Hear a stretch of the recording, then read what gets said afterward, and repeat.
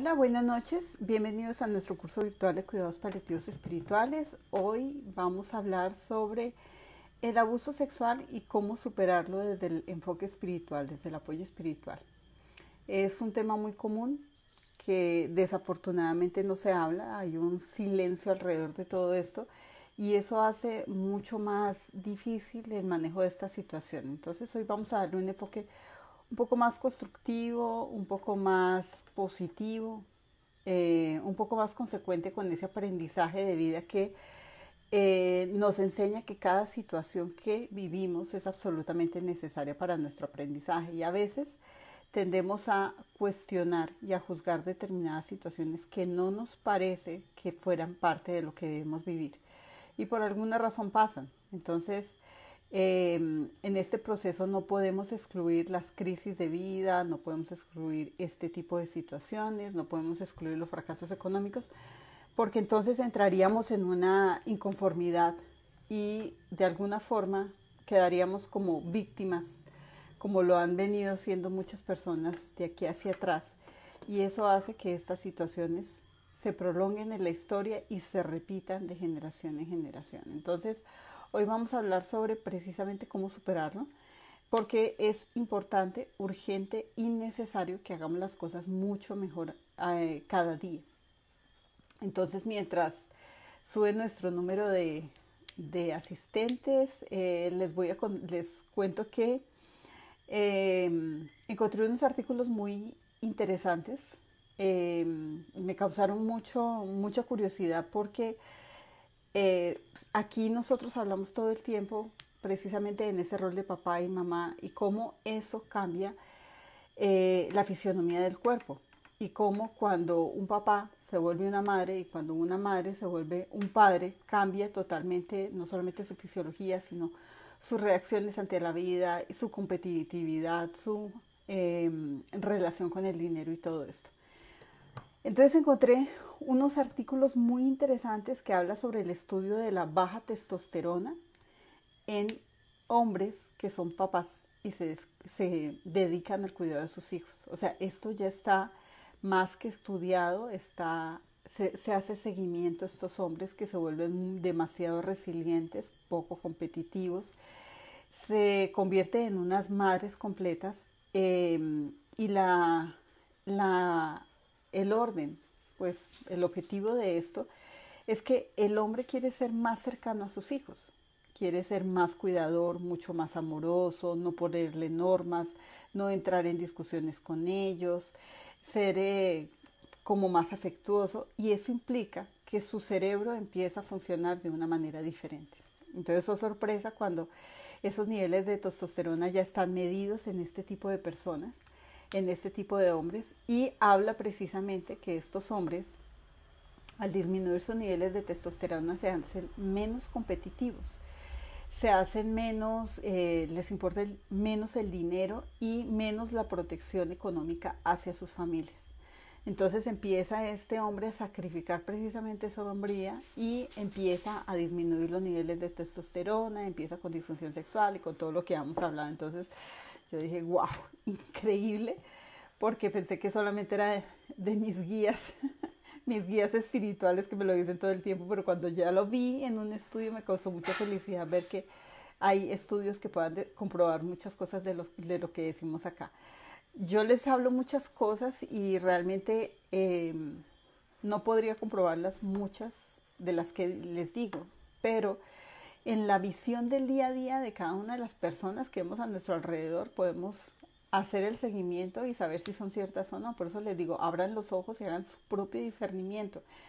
Pero que ya hay un estudio a través de experiencias de esta situación, pues obviamente me vuelve muy feliz. También encontré un estudio que habla sobre el aumento de la testosterona en mujeres que se vuelven líderes en sus hogares. Su cuerpo físico cambia, la parte ósea cambia, porque acuérdense que la testosterona aumenta la masa muscular, aumenta el grosor de los huesos, entonces las vuelve un poco más fuertes, las vuelve un poco más rígidas en sus músculos.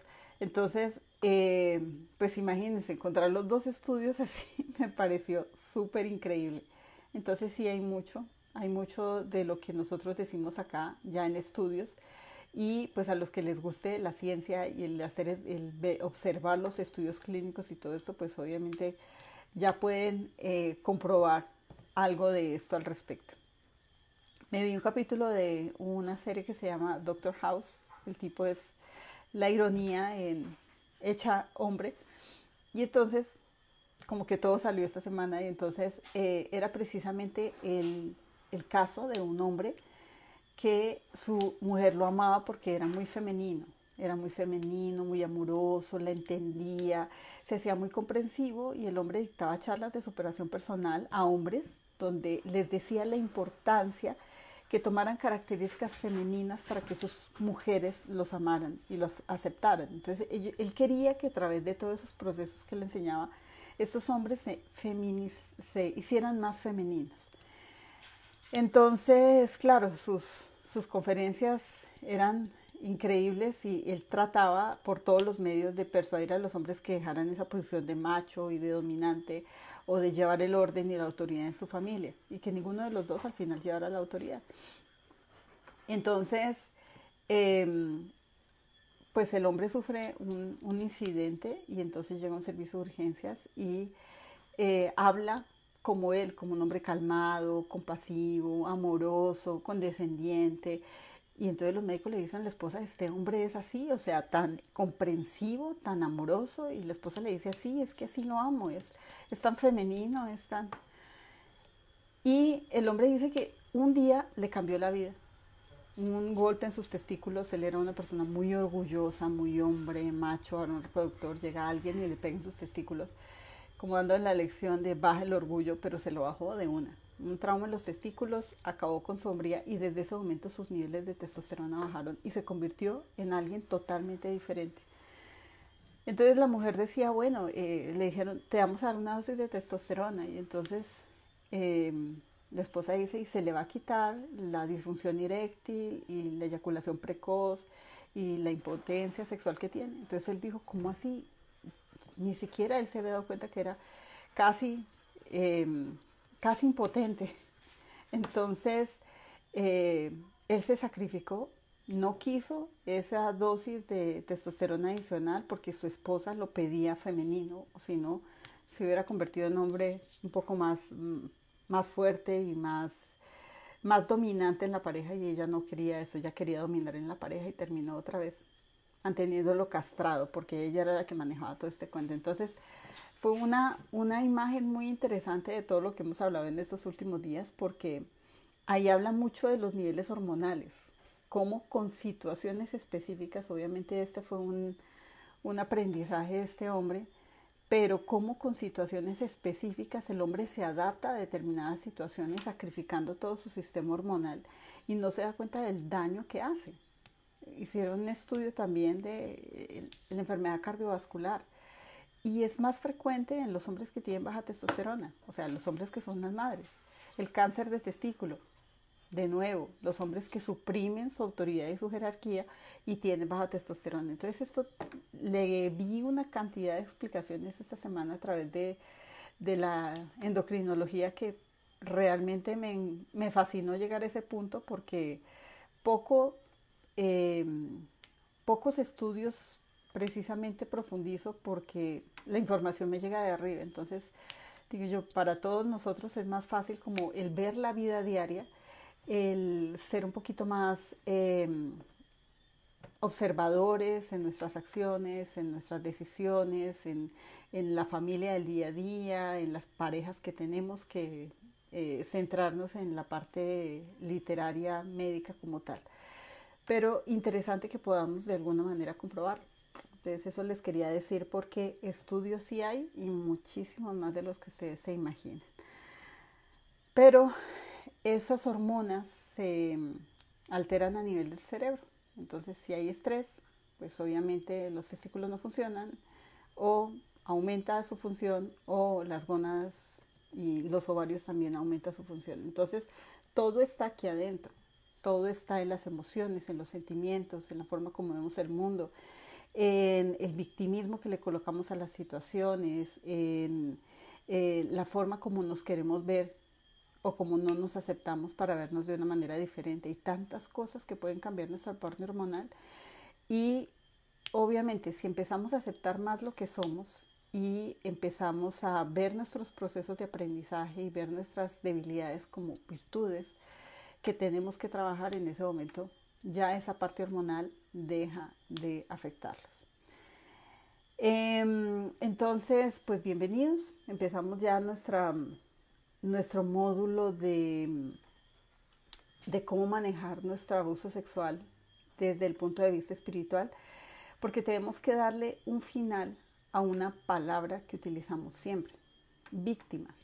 Las mujeres y los niños son víctimas de abuso sexual. ¿Qué pasa cuando se tilda a alguien de víctima? Acuérdense que estamos hablando de 3 niveles de conciencia. El nivel más inferior es el nivel emocional. Allá hay ira, rabia, rencor, dolor, violencia, hay maltrato, hay rabia, hay tristeza, y la gente se centra en ese nivel y no perdona.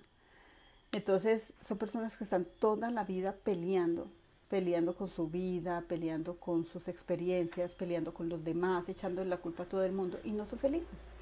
Entonces ese tema de ser víctimas en ese nivel es catastrófico, porque definitivamente está muy lleno de enfermedades. El siguiente nivel es el mental, y es cuando le invitamos a la gente a que perdone al victimario para que deje de sufrir. Y volvemos al mismo ejemplo de siempre. ¿Ustedes perdonarían a su novio cuando les ha sido infiel? Muchas dirían, claro que sí.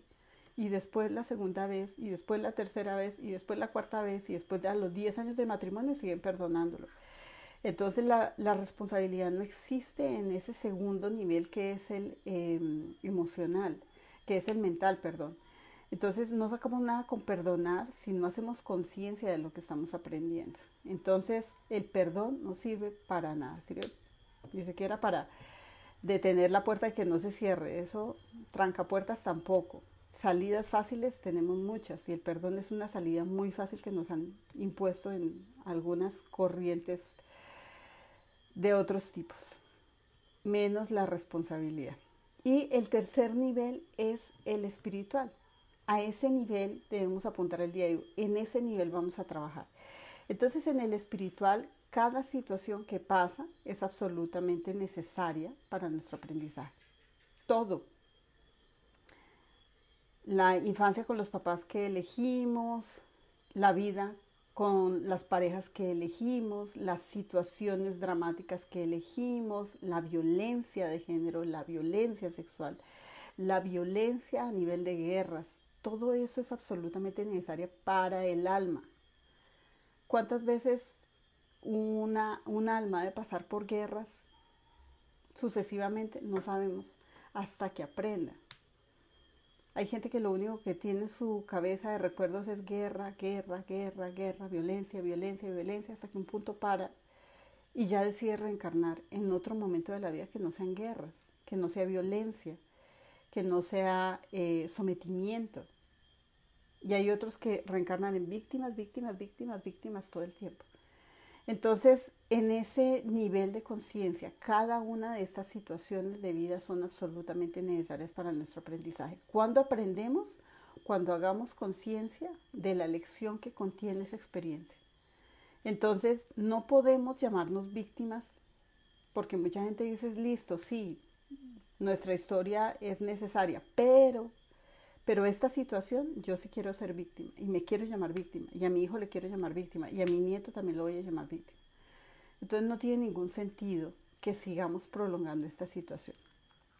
Entonces, si nos damos cuenta desde el punto de vista espiritual, ya nos da mucha explicación de cómo podemos hacer este proceso. Los procesos terapéuticos y el acompañamiento psicológico a estas situaciones se salen de las manos precisamente porque no entienden ese acompañamiento espiritual, ese proceso de aprendizaje y esa necesidad de situaciones como estas dentro de una familia. Entonces, fácilmente estas situaciones se vuelven muy violentas en las decisiones que se toman, tanto de la víctima, que ellos consideran que es una víctima, como el victimario, que es el que provoca la situación. Entonces, lo digo porque alguna vez me llama una psicóloga y me dice que si yo atendía problemas de violencia sexual, le dije, pues puedo acompañar a la familia, pero a mí me gustaría acompañar las dos familias, porque las dos tienen una responsabilidad en todo esto. Las dos tienen una cadena general de violencia sexual. Entonces ella dijo, no, no, no, necesitamos es que veas a la mamá del niño nomás. Le dije, bueno, pero pues, ¿y quién va a interceder y quién va a hablar con la familia de la otra persona? Entonces dijo, no, no, es que son la misma familia, es que es un problema terrible. Una niña de 7 años violó a su prima de 3 años. Y yo, ¿cómo así? Sí, sí, sí, ya llamamos a la fiscalía y llamamos a la policía de menores y van a llevar a la niña mayor a hacerle exámenes en... Y yo, ¿cómo se la van a llevar? No, pero es que ella la violó, le metió el dedo en su vagina. No, o sea, eso no es una violación. O sea, estaban jugando. Eso es un juego. Hay que mirar cuál es el contexto de cada una de las dos. No, pero es que ella la violó y yo, no la violó. O sea, ¿cómo le vas a poner un cartel de violadora a una niña de 7 años? ¿Y cómo le vas a poner un cartel de violada a una niña de 3 años? O sea, en este momento acabas de romper una familia. Porque eran dos hermanas que vivían en la misma casa, compartían todo con su mamá y con otros hermanos. Y en ese momento la familia se partió en dos. O sea, no piensas en que un juicio tuyo puede afectar toda esta familia, en que viene un problema legal, en que esta niña de 7 años va a quedar marcada para toda la vida. ¿No piensas? Entonces, es el tomar esto tan a la ligera, el no darse cuenta qué es lo que está pasando realmente, el no preguntar cuál es el contexto familiar. Porque si algo le estaba pasando a alguien, era a esa niña de 7 años. Porque está haciendo el mismo juego que un adulto está generando con ella. Y le pareció tan divertido que pues simplemente lo hizo con su sobrina. Es como jugarle a las escondidas. Le encantó el juego, pero hay que mirar por qué ella jugaba ese juego y por qué le gustaba jugar ese juego. Entonces ella no hizo nada diferente a lo que en algún momento le hicieron. Pero ya mandaste a la fiscalía, ya mandaste a la policía de menores, ya empezaste una investigación, ya te tiraste la vida de todo el mundo. Eso se llama ego, eso se llama orgullo. Y algo que nos falta a los terapeutas es pensar un poquito, 2 dedos de frente, tener 2 dedos de frente en nuestra cabeza antes de entrar en un juicio de esos. Porque tanto una parte como la otra tienen un aprendizaje. A las dos partes les estamos haciendo sentir un dolor. Entonces, este tema es de tener calma y entender para qué pasan las situaciones. ¿Por qué? Pues ya nos dimos cuenta por qué, pero ¿para qué pasan? Entonces, pues obviamente, desde ese punto de vista, imagínense esta niña llamarse víctima desde los 3 años y esta victimaria desde los 7. O sea, ya en ese momento se parte la vida de cualquier persona. Y ahí se empieza un juicio moral, un señalamiento, una condena y una victimización a esta niña pequeña. Y ahora la familia empieza a sobreproteger a las dos. ¿Qué tenemos que hacer en ese momento? A una niña de 3 años, autocuidado. O sea, ¿por qué esa niña acepta ese tipo de situaciones? Porque nadie la cuida. A pesar de que era una familia muy grande, tíos, tías, mamá, no tenía papá, abuelas, todos vivían en una comunidad de muchas figuras de autoridad, pero nadie abrazaba, nadie consolaba, nadie cuidaba, no tenía figuras de autoridad real. El pensar que simplemente yo con 10 personas y todos vamos a cuidar a una niña, no, porque el que la tiene que cuidar es su papá y su mamá. Entonces no había papá y no había mamá, había como 3 mamás, la mamá, la tía, la abuela, más. Cada uno hace lo que quiere en una familia de esas y nadie se ocupa en construir una casita para esa niña.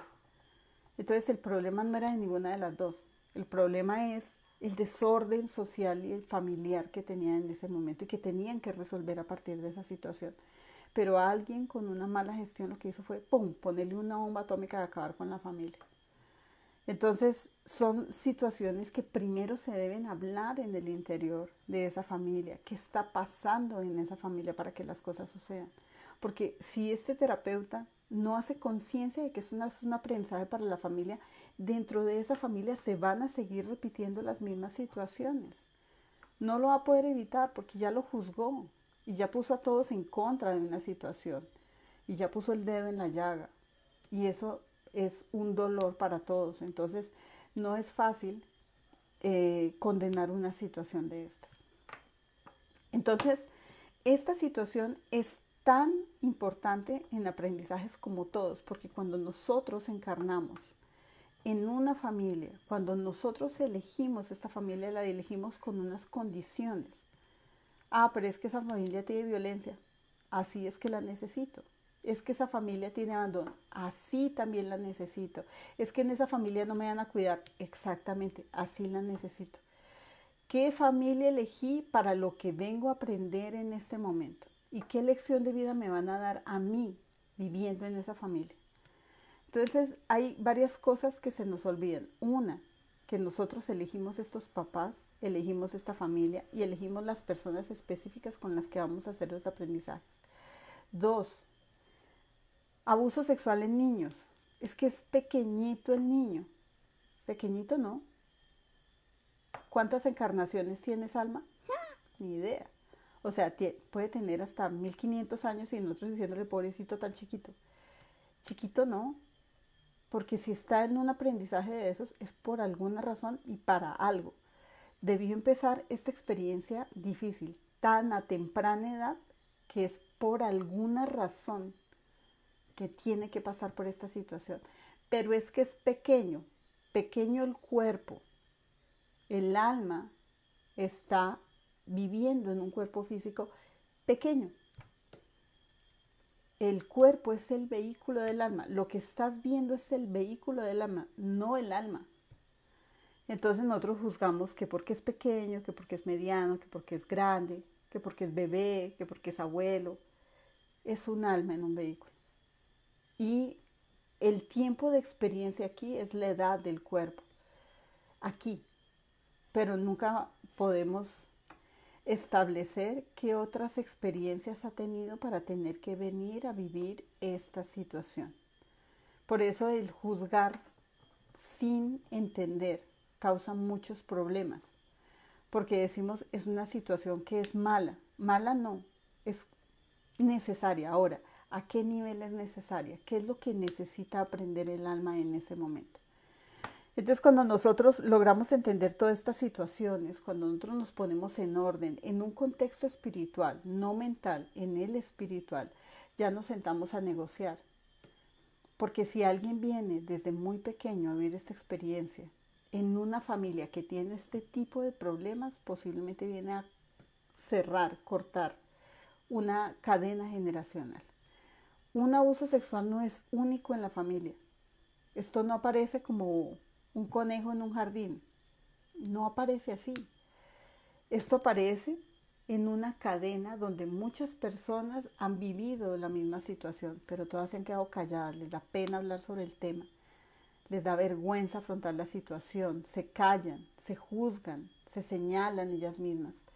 Y entonces piensan que quedándose calladas van a pasar mejor esta situación y piensan que el quedarse calladas ayuda a resolver el problema cuando simplemente lo profundiza más y hace que se replique con mayor velocidad. Porque un secreto que se guarde dentro de una línea generacional es un secreto que sale en la siguiente generación o en la siguiente generación o en la siguiente generación o en todas las generaciones. Hasta que alguien reaccione y dice, ok, listo, ya, listo, hablémoslo. Pero hablémoslo como otra experiencia. ¿Por qué una situación de estas tiene que hablarse diferente a una mala relación con el novio o un fracaso matrimonial? O sea, ¿qué impide que nosotros lo veamos como algo diferente en procesos de aprendizaje? El contexto. El contexto es lo que nosotros, lo que nos mata en ese momento. Porque nosotros condenamos las situaciones como buenas o malas, no como perfectas o adecuadas o necesarias. Entonces, de acuerdo a ese nivel de juicio, es el proceso que llevamos a cargo, a cuestas. Entonces la vergüenza, la pena, el dolor, el nadie sepa lo que me pasó. ¿Pero por qué? ¿Por qué no enfrentar la situación y hablarlo de frente de una vez? ¿Por qué no hablarlo como otras situaciones de vida para poder establecer la necesidad de que esta familia escuche cómo solucionar esta situación de una manera definitiva? Entonces hay muchas cosas de juicio en esto y le damos un alto valor moral y ponemos mucha culpa en el otro. Y es en ese momento donde las cosas se vuelven peores, cada vez más difíciles de solucionar. Entonces, entonces vamos a empezar a revisar esto a nivel de biografía, porque en el momento que detectamos una situación de estas, nosotros le decimos al paciente que sufre esta situación de dolor por no haberlo podido solucionar, ¿cómo fue tu infancia? ¿Cómo fue la infancia de tus papás? ¿En qué momento tus papás vivieron esta misma situación? Porque casi que seguro la mamá tuvo que haber pasado por esta situación, o la abuela, o el papá, o algún miembro de esta familia. Pero generalmente las mamás callan. Muy pocas veces reconocen. Nos toca ir a trance y en Soulfulness ver cómo fueron las cosas, porque la mamá se queda callada. Es como, ve, no me enteré, ¿y por qué no me dijiste? ¿Y por qué más bien tú no me contaste? A ver si nos lo hubiéramos ahorrado, ¿cierto? Entonces, el quedarse callado es el que incentiva la repetición y la repetición de esta situación. Entonces, por eso es muy importante hablar sobre la biografía. Ese es el punto máximo del proceso. ¿Cómo lo viví? ¿Cómo lo vivió mi familia? ¿Y qué situaciones se generaron alrededor de esta situación? ¿Me creyeron? ¿No me creyeron? ¿Le creyeron al otro? ¿No le creyeron? ¿Qué situaciones de afectación emocional hubo? ¿Cómo fue la situación en realidad? Porque aquí juegan cosas muy importantes, que a veces la vergüenza y la aceptación de estas situaciones se ocultan en cosas muchas más simples de entender. Creo que esto se los había contado, pero voy a volverles a contar este tema porque me parece muy interesante este caso. Una señora que tenía cáncer de cervix y ella era una persona muy exitosa. Debajo de ese éxito se ocultaba una mujer que ha tenido mucho sufrimiento. Entonces se volvió exitosa porque definitivamente vio que era la única forma como de ocultar sus penas y sus inseguridades y todo eso. Entonces empezó a ponerse una cantidad de armaduras encima. Ella no solucionaba, ella dejaba pendiente todo, todos los ciclos abiertos, fracasos matrimoniales, fracasos con los hijos, obviamente con los papás una relación súper pésima. Lo único que le funcionaba era el dinero y el trabajo. Y empezó su cáncer de cervix y empieza Cristo a padecer porque ella dice, ¿y ahora qué hacemos? ¿Qué hago yo en esta situación? Entonces empezamos a repasar las 4 etapas de aprendizaje y me dice, no, pues yo todo lo tengo todo revuelto. O sea, yo con mis papás no quiero nada, con mi esposo no quiero nada, con mis hijos no quiero nada. O sea, por mí me moría. Ok. ¿Qué pasó con tus papás? Dices que ellos son la raíz de todo mi problema, porque si ellos hubieran estado pendientes de mí, a mí no me hubiera pasado nada y yo sería la mujer más feliz del mundo y no tendría este cáncer. Ok, si tus papás te hubieran cuidado, sí. Si los papás le hubieran dado lo que ya necesitaba, sí. Entonces, eran unos papás muy fríos, eran unos papás empresarios, fríos, los dos trabajaban, nada emocionales, nada afectuosos, y entre esa vida tan lujosa y cosas y viajes que ellos tenían, siempre la dejaban al cuidado de su nana y del conductor que la llevaba a todas partes. Una señora y un señor muy amorosos, o sea, eran personas de campo que pues obviamente por cosas de la vida dejan a sus hijos y se van a vivir a una casa con la niña, una niña única, y eran cuidados por los dos. Entonces, claro, la señora de la cocina se convirtió como la mamá y el chofer se convirtió como el papá. Entonces el señor tenía que llevarla al colegio, recogerla, llevarla todo el tiempo, y hablaba con ella muchísimo y se convirtió en su confesor, en su consejero. 4, 5, 6, 7 años y la niña feliz porque tenía un amigo. Entonces ya la llevaba en el carro, se ponía a manejar con ella, que la llevaba dormidita cuando se quedaba en el carro, que la cobijaba, que le quitaba los zapatos, que le quitaba el uniforme. Y eso se volvió una cantidad de cosas y ella se volvió una cantidad de cosas. Y ya era como más tranquila la relación, como si fuera un papá. Hasta que un día llegó, la llevó a la cama, le quitó el uniforme y la tocó. Y empezó a tocarle sus genitales. Tenía 7 años. Pero ella decía, yo me culpo por esa situación. Primero porque yo debía hacer algo. Entonces le dije, yo a los 7 años, ¿tú qué harías? Me dice, es que primero yo me sentía bien, y eso es lo peor, doctor. Yo me sentía bien porque él me abrazaba, me daba besos, me consentía, me ponía en sus rodillas, me arrullaba. Entonces yo me sentía muy bien con él. ¿Y eso qué tiene de malo? No, pero es que yo me sentía muy bien con él. ¿Y eso qué tiene de malo? Pues nada. Y entonces cuando pasó esa situación y te tocó, ¿tú qué hiciste? Me dijo, a mí me gustaba que me tocara. Pero es que eso no puede ser. ¡Qué vergüenza! Que yo diga que siento placer. ¿Tenía 7 años? Sí. ¿Y era muy cercano a ti? Sí. ¿Y te gustaba que te tocara? Sí, porque era como la forma de yo sentirme amada por él. Entonces ella se revolvía y decía, pero yo cómo puedo decir que me estaba sintiendo amada por él, porque tenía 7 años y no tenía ni papá ni mamá. Y era la única persona que se preocupaba por ti, pero es que yo peleo conmigo porque eso no debe hacerse sentir placer. Yo no puedo disfrutar una situación de esas, yo ni siquiera puedo permitirlo. Entonces el cáncer no era por el hecho, sino por la interpretación que ella le daba a la situación. Por eso se cerró. Entonces esa situación pasó, no se lo dijo a nadie. Entre los dos hicieron un pacto, entre el señor y la niña, que ella no iba nunca a decir nada. Hasta que un día el señor dejó de trabajar en esa casa y se fue, nadie se enteró. Y ella nunca dijo nada porque decía, yo nunca me sentí mal con respecto a eso. No lo vi malo. Hasta que un día me reuní con mis amigas en el bachillerato, en la universidad, y ellas empezaron a hablar sobre la violencia sexual. Entonces una de ellas dijo, ay, mire, y un hombre me tocó y yo me sentí molesta. Y entonces ella dijo, ve, a mí también me pasó. Yo debía haberme sentido molesta, claro, y tú no debes haberlo permitido. No, claro, yo no debía haberlo permitido, porque ese hombre es un corrupto, ese hombre es un criminal. Entonces ella se llena de ideas y lo ve bajo su contexto. Y ahí empieza su sufrimiento con los hombres. Y ahí empieza el rechazo contra sus parejas, y ahí empieza la sobreprotección con su hija, y ahí empieza esa situación de no sentirse como respetada. Ahí empieza ella a sacar esa fuerza femenina, empieza con miomas, con quistes, con sangrados, hasta que finalmente termina con cáncer de cervix. Pero miren cómo ella iba bien en su interpretación de esa había sido una forma de acercarme al afecto, y alguien le dio una interpretación diferente diciéndole que había sido algo violento. Pero es el cambio de concepto. Pero entonces, es la culpa. Yo debía hacer algo en esa situación. Y nos devolvemos a los hechos y ella dice, es que no se siente mal. Esto no es de castigarlo. O sea, en estos momentos yo necesito trabajar con mis papás porque ellos me dejaron sola. O sea, alguien me dio lo que ellos no me dieron.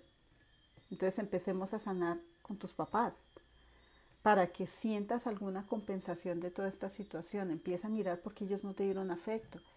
Entonces empezamos a organizar todo desde los pilares. Pero al final, el último de los problemas había sido la situación que ella decía ser como violencia sexual. O sea, de alguna manera, antes de sus 20 años, ese era uno de los mejores recuerdos que tenía ella en su vida, de ver que alguien le había dedicado tanto tiempo. Y no lo veía mal. Entonces era recuperar esa, digamos, gratitud por situaciones que había vivido con él. No es específicamente, sino mucho del tiempo que él había invertido en ella. A la señora que la cuidó, decir, bueno, listo, ellos hicieron lo que pudieron.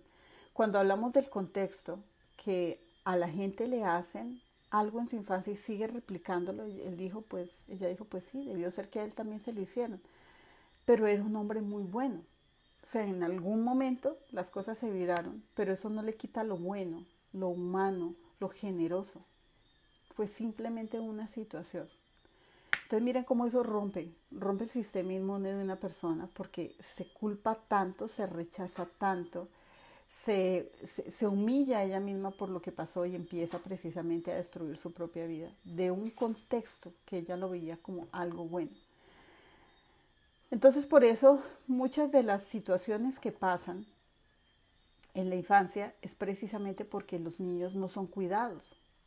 O sea, si nosotros en algún momento nos pusiéramos más serios en tener nuestra vida en orden y organizar la vida de nuestros hijos, entenderíamos el concepto de no abandonarlos desde ningún punto de vista emocional, de estar pendientes que a ellos nunca les pase nada, de estar pendientes de darles el afecto necesario y a través del afecto y sobre todo del papá empezar a poner los límites que necesita él para decir no, hasta aquí llego con esa situación.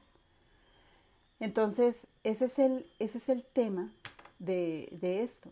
Miren que la situación vuelve y recae en la responsabilidad de los papás cuando suceden los niños. ¿Dónde están los límites que necesitan? ¿Dónde está ese autocuidado? ¿Dónde está el poder decir no? Porque cuando yo tengo autoestima, seguridad, confianza, amor propio, respeto, responsabilidad, a través de un padre justo y con autoridad, eso no pasa. Eso pasa es cuando hay crisis. Y viene esa situación a mostrarme la crisis y a decirme qué es lo que debo cambiar en este momento para poder transformar mi vida y vivir un poco más en paz. Entonces ahí es cuando nos damos cuenta que de alguna forma es el aprendizaje para los padres.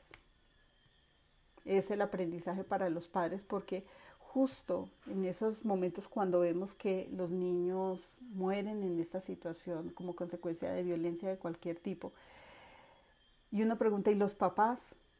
Uno no ve papás que están pendientes de sus hijos, no han desarrollado ese instinto de protección, no están responsabilizados de sus pilares. Es la lección para el alma que elige la situación, pero también es la lección para los papás. ¿En dónde estabas tú como pilar femenino? ¿En dónde estabas tú como pilar masculino? Es que la niña salió a jugar con los amigos, una niña de 3 años que hace corriendo en la calle detrás de todos los niños sin una supervisión. No, es que la mamá sabe que ella estaba afuera, sabe, está allí presente, la toma de la mano, le explica que es bueno, que es adecuado, que es necesario. No, simplemente lo dejamos ahí, libre albedrío, que ella tome las decisiones que sea. Entonces son situaciones que marcan la vida de las personas y cuando nosotros empezamos a mirar las causas de la situación, es parte de los procesos de aprendizaje familiar. Entonces, ¿cuál sería como el objetivo de esta situación en la vida de un niño? Empezar a mirar esa cadena generacional y empezar a romper la cadena para que eso sea el último suceso en la vida. Cuando yo permito que me llamen víctima por esa situación, estoy condenando a mi familia a que siga exactamente el mismo proceso y que se repita las veces que sea necesario hasta que yo entiendo que las dos partes han sido lastimadas en esta situación. Entonces, muchas de las situaciones difíciles que pasan estas personas después de ser juzgadas por este tipo de crímenes que nosotros ponemos aquí, en este lugar, en este lugar llamado tierra, pues obviamente hay una ley divina y hay una ley humana. La ley humana debe castigar para hacer el llamado de conciencia. Pero no hay reparación de ninguno de los dos. Nosotros simplemente nos vamos a mirar la culpa que tiene cada uno en esa situación, pero no alcanzamos a darnos cuenta que los dos necesitan reparación y los dos necesitan amor. Hay una serie en televisión que habla sobre condenados a muerte, sobre todo de cárceles en Estados Unidos, de hombres que han cometido crímenes terribles, y muchos de estos hombres narran su infancia. Una vez un hombre que había matado a su esposa, había violado a su hija y también la había matado y estaba condenado a muerte, le hicieron una entrevista y él le dijeron, cuéntenos su infancia. Ni siquiera le preguntaron por qué lo hiciste. Porque pues obviamente hubiera salido con una cosa, porque tengo rabia, porque sí, porque la maté. La pregunta no fue por qué lo hiciste, sino cuéntanos cómo fue tu infancia. Entonces el hombre abrió los ojos y dijo, mi infancia fue terrible. Mi infancia fue violado por el propio padre, fue maltratado, era castigos súper fuertes, es ver a su mamá siendo violentada, a sus hermanas siendo violadas. Era un hombre terriblemente difícil el que tenía como papá. Entonces empieza a contar la historia y empieza a llorar, y al final de contar la historia decía, sí, y yo soy culpable de haber matado y violado a mi hija, pero ya entendí, o sea, ya entendí, es que yo no tuve otra opción, mi cabeza está llena de información, decía el Señor. Entonces nosotros condenamos, y sí, obviamente, necesita un severo castigo esta situación, en esta justicia humana. Pero ¿dónde está la reparación de escuchar al otro y entender que él debe recordar que es un aprendizaje? Porque si este hombre tiene hijos y es condenado, sus hijos van a repetir la misma historia. O sea, no hay salida para nadie. Y empezamos precisamente a fortalecer más ese odio y esa rabia contra esa persona, y los hijos fortalecen más el odio y la rabia contra su papá, y todos empiezan a aumentar el juicio. Y es en ese momento donde se replican las cadenas generacionales de punta y punta. Porque esto no acaba cuando este señor le den una cadena perpetua o lo maten en una silla eléctrica. No, esto sigue si tiene hijos.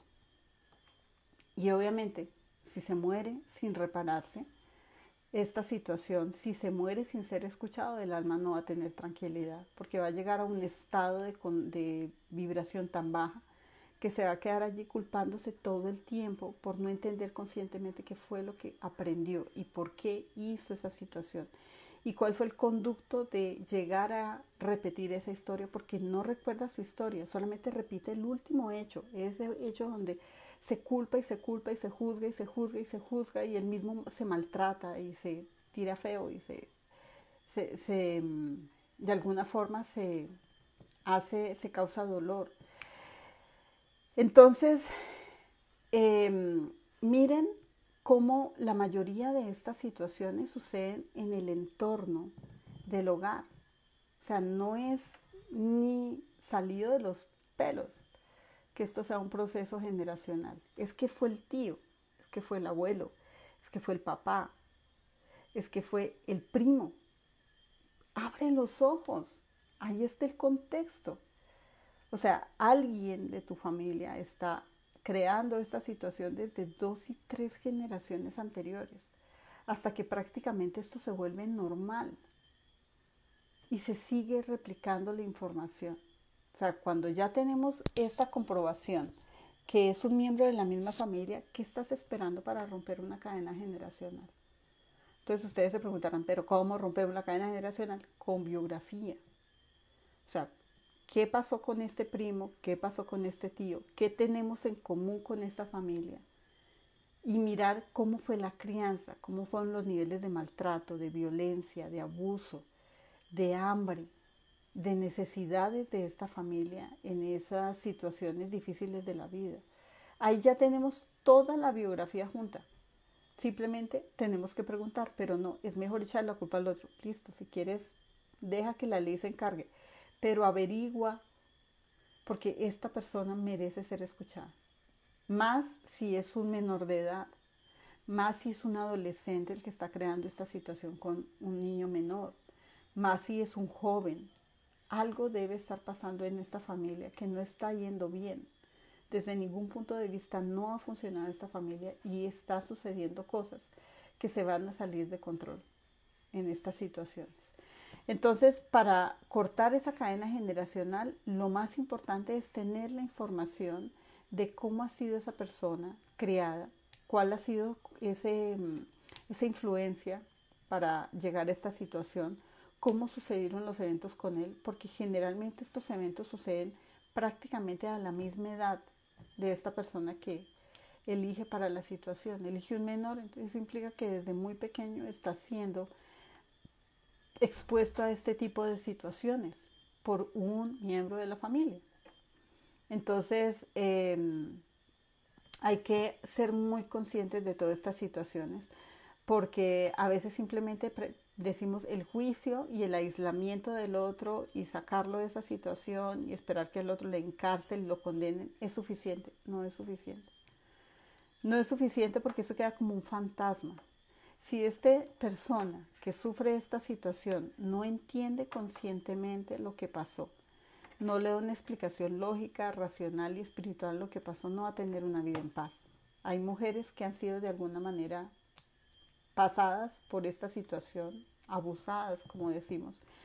Y de ahí en adelante empieza un karma terrible en su vida porque difícilmente pueden tener relaciones sexuales, difícilmente pueden confiar en sus compañeros, difícilmente quieren ser tocadas, difícilmente acceden a una relación permanente con sus parejas, difícilmente pueden quedar embarazadas, difícilmente pasan muchísimas cosas. Entonces, si no le encuentra una razón lógica para esta situación, las secuelas van a ser mucho más grandes. Por eso condenar a una persona no es suficiente. Por eso, de alguna forma, reencontrarse con esa alma y saber dónde le causaron ese dolor para haber llegado a esta situación es lo que realmente sana en ese momento. Por eso en el proceso de Soulfulness nosotros invocamos ayuda para llegar al alma que causa ese aprendizaje, para poder ver en qué momento esta alma tuvo este aprendizaje y por qué decide crecer y repetirlo con otra persona. Porque de alguna forma sus procesos debieron ser tan dolorosos, pero debemos ser como tan explícitos para mostrarle, para que entienda y comprenda que no fue contra ella, no fue personal, sino fue derivada de una experiencia propia de esta persona que causó todo esto. Entonces, en el proceso de Soulfulness, los ángeles son muy compasivos. Generalmente trabajamos con el arcángel Chamuel, que es el arcángel del amor, de la comprensión, del amor hacia uno mismo, de esos límites que necesitamos y que los pone esa actitud de amarnos y respetarnos a nosotros mismos, de entender con amor que el otro tiene sus propios conflictos y sus propios procesos de aprendizaje, que debemos darle amor al otro para poder sanar sus heridas. Entonces con el arcángel Chamuel trabajamos mucho esta situación, porque el amor todo lo vence, como dice él. Solamente cuando tú amas a esa persona de manera incondicional, porque entiendes su sufrimiento, en ese momento las secuelas se pueden quitar de la vida de esa persona y vive con más tranquilidad y vive sin miedos, porque entiende que no era personal esa situación ni eso que le decimos agresión. ¿Listo? Entonces, ¿cuál es la deducción de todo esto? Simplemente tenemos dos personas que se encuentran en una misma situación y cada una tiene una cadena generacional. Y al encontrarse, estas almas tienen que tomar una decisión. ¿Rompen las cadenas o sanan? ¿O se convierten en víctimas y victimarios y suman eslabones a esa larga cadena que ya tienen encima? Entonces, en los niños, obviamente eso no lo pueden hacer tan fácil, porque los papás son los que le imponen el victimismo, porque los papás son los que van a crear esa sobreprotección, porque los papás se van a estar muy ocupados en protegerlos del mundo externo y no enseñarles a cuidarse, ni a amarlos, ni a ponerles armaduras espirituales para que vivan tranquilos. Los papás son los que van a crear el peor caos en la vida de esa persona. Y obviamente el tema del repudio social va a causar el tanto de aprendizaje en el otro y obviamente eso le impide que llegue a ese cierre de ciclos generacionales en la persona que causa esta situación. Entonces es más fácil de solucionar de lo que pensamos. Simplemente tenemos que recordar precisamente que como almas vamos a tener que vivir muchas experiencias difíciles para encontrar esa conciencia y ese amor incondicional por el otro. Esa conciencia de entender que cada uno tiene sus propios problemas, sus propios aprendizajes, su propio dolor, sus propias limitaciones. Y muchas de estas situaciones, pues obviamente generan amor propio, respeto por el otro, respeto por uno mismo, más protección, más cuidado propio. Pero por alguna razón esa persona necesita esas herramientas y llegan de una manera tan fuerte a la vida de esta persona, por alguna razón llegan.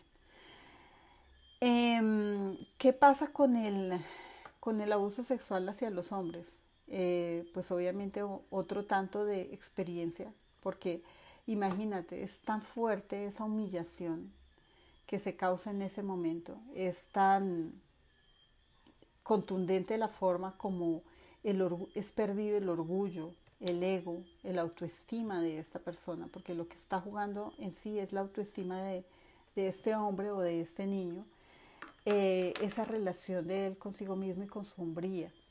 Se resiente tanto que obviamente por allí mismo van sus enfermedades. Y es tanto que puede empezar a repetir desde ahí la misma historia. Pero es el proceso también como se hace, porque muchos de ellos se les enseña como un juego y que esto es normal. Y obviamente esa normalidad termina rayando todos los procesos de la vida de ahí en adelante. En algún momento hablé con una mamá y una niña que fueron a consulta y el tema era precisamente el inicio de las relaciones sexuales. Entonces yo le pregunté a la mamá que si ella tenía novio y me dijo no, ella no tiene novio. Entonces yo le dije, pero ¿cómo vas a iniciar relaciones sexuales entonces si tienes 16 años y no tienes novio? Entonces la mamá me dijo, no, es que el abuelito es el que en nuestra familia, en nuestra cultura, era una cultura por allá bien arraigada a una montaña y en una comunidad diferente, digo yo. En esa cultura, las relaciones sexuales se iniciaban con el abuelo. El abuelo era el que instruía a esas nietas en el inicio de la vida sexual. Entonces yo dije, pues no juzgo, cuénteme. Me dijo ella, pues sí, como a mí me tocó, a ella también le toca. Yo le decía, ¿y si queda embarazada? Dijo, pues puede pasar, pero generalmente no pasa. ¿Y usted ha tenido familiares embarazadas por el abuelo? Sí, y es normal, es normal. Entonces a veces esa normalidad de generación en generación hace que esto se vea simplemente como algo que tiene que pasar y el alma como que se da cuenta y dice, no, eso no es normal. Yo le decía a la niña, ¿usted está dispuesta? Y dijo, pues es que en mi casa me dicen que es normal. Yo no me siento bien, pero dicen que es normal. Entonces yo tengo que someterme a esta situación. Entonces, en lugar de sanarse, se vuelve tan normal esta condición que termina transmitiéndose de generación en generación. Y esto impide que la situación sane.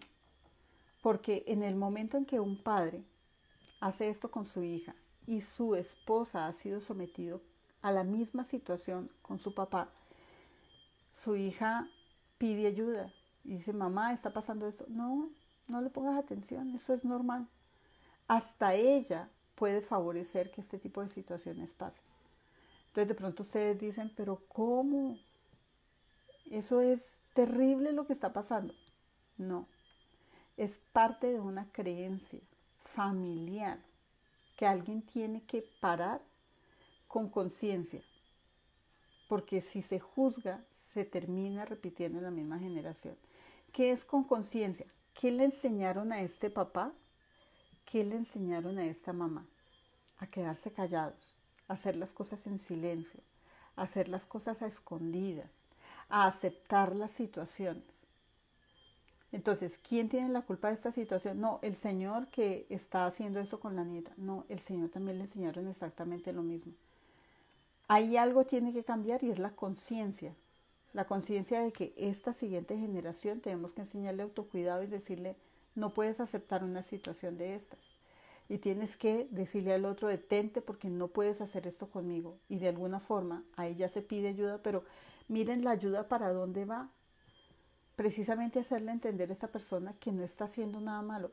Su papá lo entrenó para hacer este tipo de situaciones con su hija, así como su abuelo entrenó a su papá para hacer este tipo de situaciones con su hija.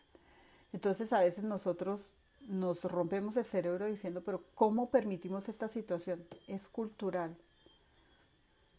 Y la evolución y lo cultural a veces no van de la mano. A veces nos arraigamos a la evolución, a lo cultural, perdón, y no a la evolución. Entonces no es victimario, sino es una persona que le tocó pasar exactamente por lo mismo. Su abuelo le enseñó a que sí podía acceder sexualmente a sus hijas, y él también de alguna forma fue entrenado para eso de alguna manera, también le tocó pasar por la misma situación. Entonces, esas situaciones de familia son importantes tenerlas en contexto, porque las mujeres se quedan calladas y de alguna forma no es que lo defiendan, pero sí de alguna forma favorece que pasen este tipo de situaciones. Entonces llega la niña y condena a la mamá y dice, pero ¿por qué mi mamá no me defendió? Es que ya no me quería. Pregúntale por qué no te defendió. Pregúntale si a ella también consintió esa situación la mamá y la mamá también se quedó callada. Pregúntale qué hacía tu abuela. Pregúntale qué hacía tu bisabuela. Todas agacharon la cabeza de igual manera. Entonces, cuando uno ve esas cadenas de silencio, no es que nadie esté contra alguien en especial, simplemente se favorece porque ya se ha vivido, porque se sabe que si hablas no te va bien, te exilian. De alguna forma eso va a causar un daño familiar por maltrato, por violencia, por lo que sea, y no vas a obtener el resultado que necesitas. Entonces, juzgar y decir, es que mi mamá no me quiso defender, no, ella hizo lo mismo que hicieron con ella en la infancia. O simplemente contaste a tu mamá y tu mamá no te creyó. ¿Pero por qué no me creyó? Es que ella nunca supo lo que realmente me pasó. Ella sí sabía, pero a ella tampoco le creyeron. Entonces hay tantas cosas que juegan ahí en esa situación, que el juicio vuelve y lo genera, que el juicio vuelve y hace que repitamos la historia, que el juicio hace que los hijos repitan la misma historia. Alguna vez precisamente hablábamos con una señora de este tema, una señora como de 35, 40 años, porque su hija había sido accedida sexualmente, su hija pequeña. Entonces ella buscaba qué hacer con ese dolor que sentía ella, porque ella de alguna manera decía, yo me siento mala mamá, porque su hija de alguna forma le había dado pistas sobre lo que estaba pasando con su novio, pero ella no le creía. Entonces la niña le decía que no quería estar con el novio, que no la dejara sola, que no dejara que el novio se acostara al lado, que ella se sentía molesta, ella lloraba mucho cuando el novio estaba ahí, y ella le pareciera que como que le caía mal y que no quería aceptar la relación y que ella le iba a acabar con su relación. Pensaba más en el perjuicio y en lo que su novio pensara que en proteger a su hija, que creía que era una niña como muy cantaletosa. Entonces no alcanzó a darse cuenta de lo que estaba pasando realmente. Entonces cuando nosotros vimos ese juicio que yo soy mala mamá, es que no debía haberlo permitido porque yo debía haberlo sabido, porque es que yo debí ver las señales. Le dije, tu mamá vio las mismas señales que tú viste. Entonces ella se sentó a llorar y dijo, no, pero es que esto ni es ni parecido a lo que me pasó con mi mamá. Porque es que ella ni veía señales. Yo por lo menos ya al final me di cuenta y eso salvó a mi hija, pero ella ni veía señales. Por más de que yo le gritaba, ella no me defendía. Esta niña venía de una mamá cabeza de familia que tuvo muchísimas relaciones. Ella cambiaba de novio como cambiarse de panties todos los días con novios diferentes. Y los llevaba a la casa y prácticamente le daba la libertad que estuviera allí estando ella o no estando. Y pues prácticamente sus hijas estaban expuestas a estos hombres nuevos que llegaban día a día. Entonces un día un hombre de estos la atacó y la forzó a estar con ella. Ella tenía 4 años y la niña empezó a gritar. Entonces llegó la mamá en ese momento y la primera reacción que tuvo fue, usted me va a quitar a mi novio. Y la niña, decía ella, yo ni entendía lo que me estaba diciendo. Y cogió a la niña, le pegó su palmada y la sacó de la casa. Y se la llevó a la abuela y le dijo a la abuela, ella quiere quitarme a mi novio, quiere dañarme mi relación, es que ella está provocando esta situación. Entonces la abuela le decía, pero 4 años, ¿quién va a provocar esta situación? Sí, ella quiere dañarme mi relación, me quiere sabotear. O sea, ¿a quién se le mete algo así en la cabeza? A alguien que le hubiese pasado algo similar. Entonces, pues obviamente ella se va de la casa, se va con su abuela y allí su tío también empieza a tocarla y empiezan a pasar una cantidad de cosas. Entonces se va de la casa, termina viviendo en la calle, allá también una cantidad de personas que pasaron por su vida la tocaban, la molestaban, hasta que finalmente se casó, tuvo su hija y empezó su vida tremenda. Y de ahí muchas parejas. Entonces tuvo una hija, ya era adulta, después tuvo otra y después tuvo esta última hija y con ella viví.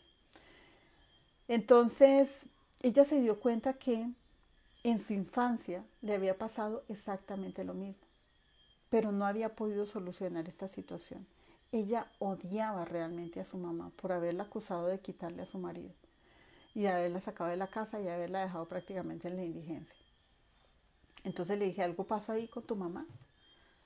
Tienes que averiguar la biografía de ella porque ahí está la misma situación. Si tu tío hizo lo mismo en la casa de tu abuela, ahí está toda la información. Entonces dijo, no, pero yo nunca volví a hablar con ella. Averíguate a ver qué fue lo que pasó. No, no quiso. Ella no quería. Entonces hicimos un proceso de soulfulness, precisamente para ir a esa historia de ella y saber realmente cómo había sido la infancia de la mamá. Y entonces vemos a una niña jugando en una casa, más o menos de unos 3, 4 años, y vemos como un hombre adulto la coge de la mano y accede a ella sexualmente. Y entonces ella se pone a llorar y dice, ve, mi mamá también le hicieron lo mismo, pero también vio a su tía, a su tío que también le estaban haciendo lo mismo. Era alguien dentro de la misma casa, creando esa misma situación. Y su mamá se quedó callada de la misma manera. Nadie les creyó. Entonces una generación de mamás no creían, la otra generación tampoco creyó, la otra generación ya se culpó de la situación. Entonces decía, así como a mi mamá no le creyeron, a mí tampoco me creyeron. Ella simplemente hizo exactamente lo mismo.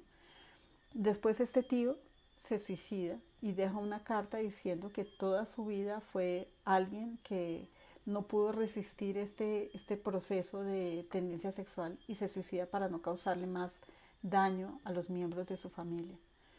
Y esa carta queda en manos de su mamá. Entonces se guarda el secreto y más adelante siguen las violaciones. Y dentro de eso vemos la carta también. Y vemos toda esta información. Entonces ella llama y le dice a la mamá, mamá, es cierto que pasó esto, es cierto que mi tío lo violaron, es cierto que mi tío hizo esto con...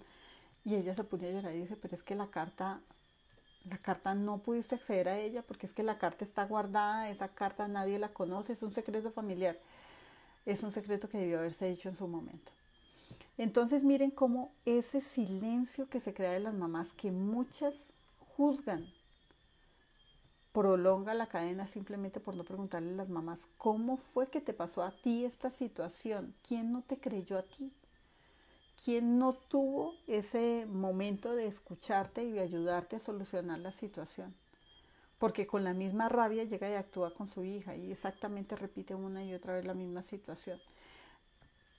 Entonces volvemos a que el juicio de todas las personas que rodean esta situación y de las mismas que son afectadas por esta situación.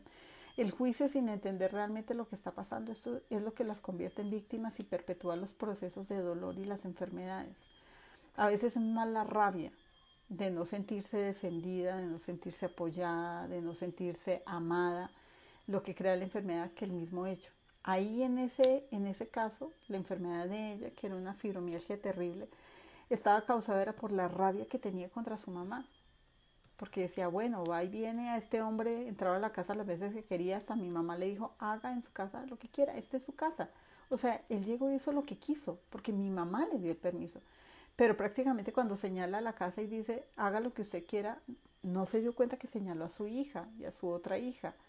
Entonces, él hizo lo que tenía que hacer según el permiso que la otra le había dado, pero la rabia en sí era contra la propia mamá, que no había sido como más ágil en prevenir esa situación. Y sobre todo, en haberla colocado en el lugar que le correspondía a este hombre y decir, no vas a acceder más a ella y sales de mi vida, y prioriza a su hija en lugar de sus parejas y sus amantes. Entonces miren cómo lo importante de saber el contexto de este tipo de situaciones. ¿Por qué es tan importante entender cómo han sido los hechos dentro de la misma familia? entender cuál ha sido como la protección que han tenido los papás hacia este tipo de experiencias. Alguien los protegió, alguien los entendió, alguien les ayudó a cerrar este ciclo, alguien de alguna forma los sanó. No, son cosas que simplemente pasan y la gente se va quedando callada hasta que te toca a ti. Y es justo en ese momento que te toca a ti donde te derrumbas con esta situación. Entonces, ¿qué tenemos que construir para poder sanar esta situación? Empecemos por los pilares. Entonces, mirar en tu vida, si has pasado por una situación de estas, ¿cómo son tus pilares? Hay un pilar femenino, hay un pilar masculino. ¿Cómo es la imagen de ese pilar masculino que tienes? Porque pues muchas veces uno repite estas situaciones con un pilar masculino débil, con un pilar que no tiene ningún contexto espiritual, responsable cero, ausente totalmente. Entonces esta niña busca afecto y lo encuentra de una manera sexual, pero lo encuentra. El tener relaciones sexuales tempranas implica una total falta de relación con el papá. Porque este es el papá que abraza a sus hijos y de alguna forma con abrazarlos y con tocarlos de manera adecuada les pone un límite a su cuerpo. Entonces, si hay una niña que se sienta muy amada por sus papás, cuando se va a acercar algo, la niña dice, yo no me siento bien, este hombre ni siquiera debería tocarme. Porque es mi papá el que tiene el derecho de abrazarme, tocarme, darme la mano. Entonces hemos visto que muchas veces cuando estas niñas tienen una muy buena relación con su padre, aplazan el inicio de las relaciones sexuales. Ellas dicen, me siento tan bien que definitivamente sé que esto no lo necesito. Y no se van con la ansiedad todo el tiempo de que tiene que estar en esa situación o no provocan una situación de estas. Porque no se exponen, porque son capaces de poner límites y no más. Pero entonces es esa debilidad de ese pilar masculino lo que las hace más vulnerables porque de alguna forma buscan sentirse amadas. Entonces ustedes dirán, pero es absurdo que alguien se quiera sentir amado a través del abuso. Es que muchas veces, la mayoría de veces, no es ese abuso como nosotros lo creemos. Son relaciones muy consentidas, se exponen, o sea, ellas se sienten llamadas por esa situación. En esas situaciones donde hay estas personas buscan adolescentes a través de internet. ¿Qué adolescente se mete a internet? ¿Qué tipo de adolescente está buscando que le digan que es bonita, que les mande fotos, que es coqueta, que quiere tener amigos, que está llamando la atención? ¿Qué tipo de adolescente está en ese plan? Un adolescente que no tiene un papá que le diga, eso realmente no es necesario. Tú no necesitas buscar amigos en una plataforma para sentirte más y mejor que los demás. No, porque estás tú. Esta es tu familia, esta es la realidad. Entonces las niñas se exponen cuando no hay papás, cuando no hay una mamá con quien hablar, cuando estos papás no están de alguna forma haciendo más sólida esa relación con ella misma y con toda su parte y con todo lo que lo rodea. Entonces, lo primero es precisamente ver ese contexto de papás. Yo cómo estaba en esa relación con ellos, qué tan protegida estaba, en qué situaciones de riesgo me ponía yo, precisamente por falta de protección, por falta de pilar, por falta de límites, por falta de jerarquía. Y cómo realmente sucedieron las cosas. Es importante recordar cómo sucedieron las cosas. Las cosas no pasan porque sí, las cosas no pasan por accidente. Las cosas tienen un orden consecutivo. Estas fiestas que hacen donde las niñas terminan siendo accedidas sexualmente bajo el efecto de alcohol y las drogas, uno dice, pero ¿qué haces ahí? Y bajo el efecto de las drogas, es que él no tenía derecho. ¿Qué derecho se pierde cuando uno se alcoholiza y está lleno de drogas en su cabeza? ¿Quién perdió los derechos ahí? Porque te dieron una mente vigilante, te dieron una mente consciente, te dieron un poder de discernimiento y de alguna manera te están diciendo, pero ¿qué haces allí? ¿Cómo te vas a meter en ese lugar? A hacer algo que expone tu salud. Entonces es falta de discernimiento. Pero ¿dónde están los padres de ese adolescente para que esta niña se exponga de esta manera? Entonces todo prácticamente otra vez redunda en la responsabilidad que tienen los papás en esa jerarquía, en esa autoridad, en esa protección, en esa presencia que debe tener el papá para blindar esa vida de sus hijos. Entonces, el entender muy bien la situación, cómo sucedió, ser justos en ese proceso, saber quién se pone en riesgo para que las cosas sucedan, saber realmente cómo elijo yo esas situaciones tan perfectamente.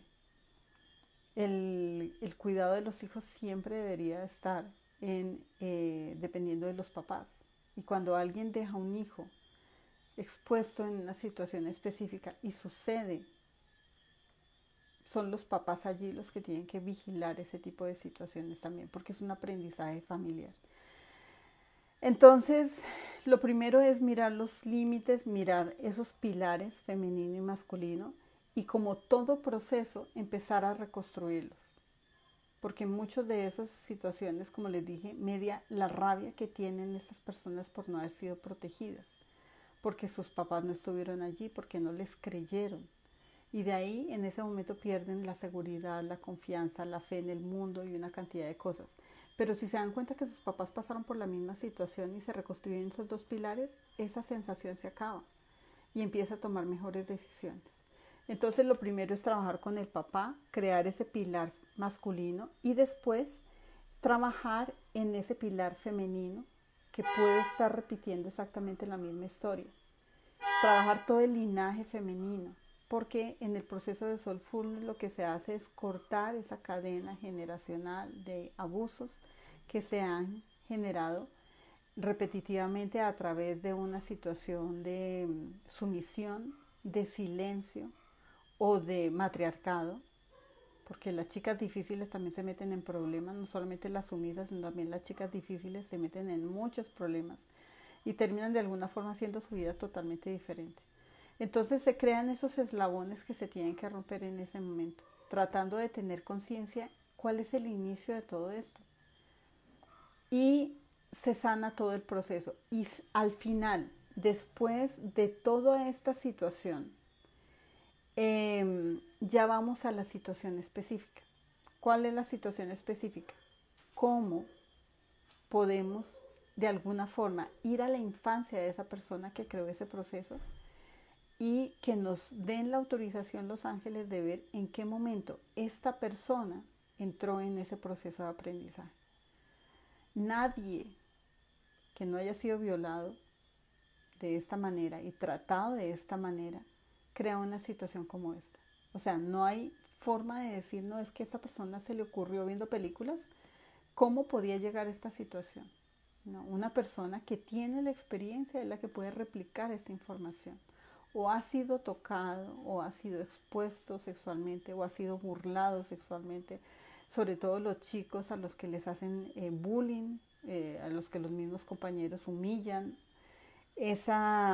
Meterse con ese ego masculino con los niños al maltratarlos es muy complicado. Las mujeres que maltratan físicamente de una manera muy cruel a sus hijos. O sea, nosotros provocamos tantas situaciones de violencia en nuestros hijos con los castigos que creamos, que muchos de esos castigos tienen una consecuencia bastante complicada.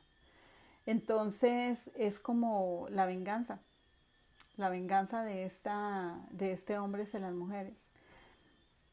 Había una película, es que no me acuerdo exactamente cómo se llamaba esta película, después les busco la información, y era un hombre que tenía muchas personalidades y la mamá lo castigaba pero de una manera súper cruel. Un castigo fue colocarle en la plancha caliente las manos, prácticamente las manos quedan pegadas a la plancha, y después en la espalda, y castigos como esos, unas vejaciones terribles, y este hombre se convierte en un hombre cruel y maltratador. Entonces, no es por casualidad que termina creando esta situación, es por el nivel de abuso que sufrió en una situación específica. Entonces, pensar no solamente en la violencia sexual contra este niño, sino también pensar en el abuso de poder que genera una matriarca sobre su hijo y lo castra totalmente. Y la única forma como de crear ese estatus de hombre, macho, varón, es a través de estas situaciones. pero es como el dolor que siente él después de todo lo que pudo haber sufrido. Entonces, como les decía, la biografía es tan rica en recursos, en explicaciones, en experiencias, que ahí podemos, a través del proceso de Soulfulness, empezar a hacer conciencia de qué fue lo que le pasó. Y lo muestran tan claro que es increíble que uno pueda, de alguna forma, encontrarse con esa alma en esa situación y poder ayudarlo a sanar después de todo lo que le hicieron.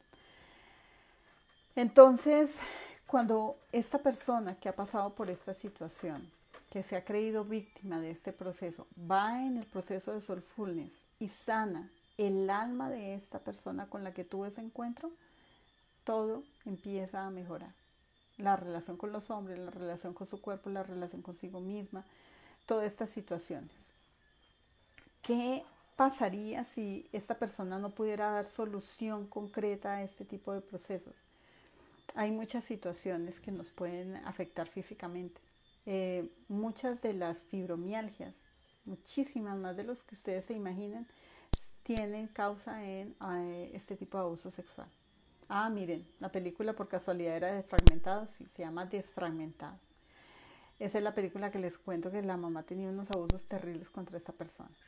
Bueno, entonces puede provocar fibromialgia en las mujeres, dolor crónico, puede provocar problemas reumáticos, puede provocar lupus, todo lo que tiene que ver con comunicación, problemas de tiroides, puede provocar disminución de la libido, que no tenga deseo sexual, que tenga quistes, miomas, que tenga problemas a nivel de esta área ginecológica. Fibromialgia, ya lo dijimos. Y muchas de las situaciones de depresión y ansiedad están creadas allí en ese lugar. Obesidad también obedece muchas veces a esta situación. Entonces miren cómo la vida de las mujeres va cambiando y a veces ellas buscan muchas causas a sus enfermedades, pero les da pena hablar. Cuando yo veo a una paciente que me dicen, oye, pregúntale sobre el abuso, y yo, toca de una. ¿Y tú has tenido esta situación? Sí, pero de eso no quería hablar. No, es que hablemos. Y hablemoslo claro y extendido y solucionémoslo. Porque muchas de las personas van como, yo quiero autoestima, yo quiero seguridad, yo quiero confianza y quitarme la fibromialgia. Y la causa, eso es lo último que se ve. Entonces, dentro de esa lista de chequeos, por lo menos que yo hago con este tipo de pacientes que tienen dolor crónico, esa pregunta es obligatoria. Y pues ya estando en confianza, es fácil que la contesten, porque definitivamente es una situación que después de hablar de los pilares, de la jerarquía, del pilar femenino y de hablar de los límites masculinos y todo esto, es como, de esto ya no puedo evitar hablar, ya es simplemente parte del proceso que tengo que sanar. Y cuando uno se da cuenta de lo importante que es sanarlo, estas personas acceden fácilmente a cerrar el ciclo. Entonces, ese dolor crónico se genera en ese tipo de situaciones. Cuando se mejora, pues obviamente muchas de estas enfermedades mejoran. La artritis es una enfermedad que se puede mejorar, el lupus también se puede curar. Esas enfermedades reumáticas realmente van de acuerdo a situaciones emocionales. El no poder tener hijos, los miomas, que son simplemente obstáculos para no repetir situaciones, para no tener hijos y para no hacer más extensivo ese dolor, empiezan a reabsorberse, porque todo depende de un ciclo hormonal. Y muchas de las saboteos que va generando esa persona en su vida para no conseguir pareja y no tener una relación estable y no crear un futuro a largo plazo y planes a largo plazo empiezan a ser mucho más fáciles de mejorar. Entonces miren cómo hay que hablar de esto. O sea, parte del proceso que nosotros nos debemos como mujeres es aceptar que si hay situaciones como estas, aceptarlas y ya, listo. Y solucionémoslos de una.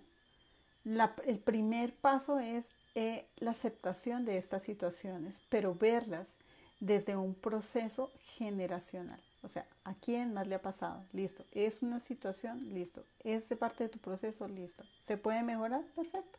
Ya. Quitémosle ese estigma de crueldad y de todo lo que le ponemos para hacerlo mucho más difícil de entender. Pero ¿qué pasa cuando un niño sufre esta situación?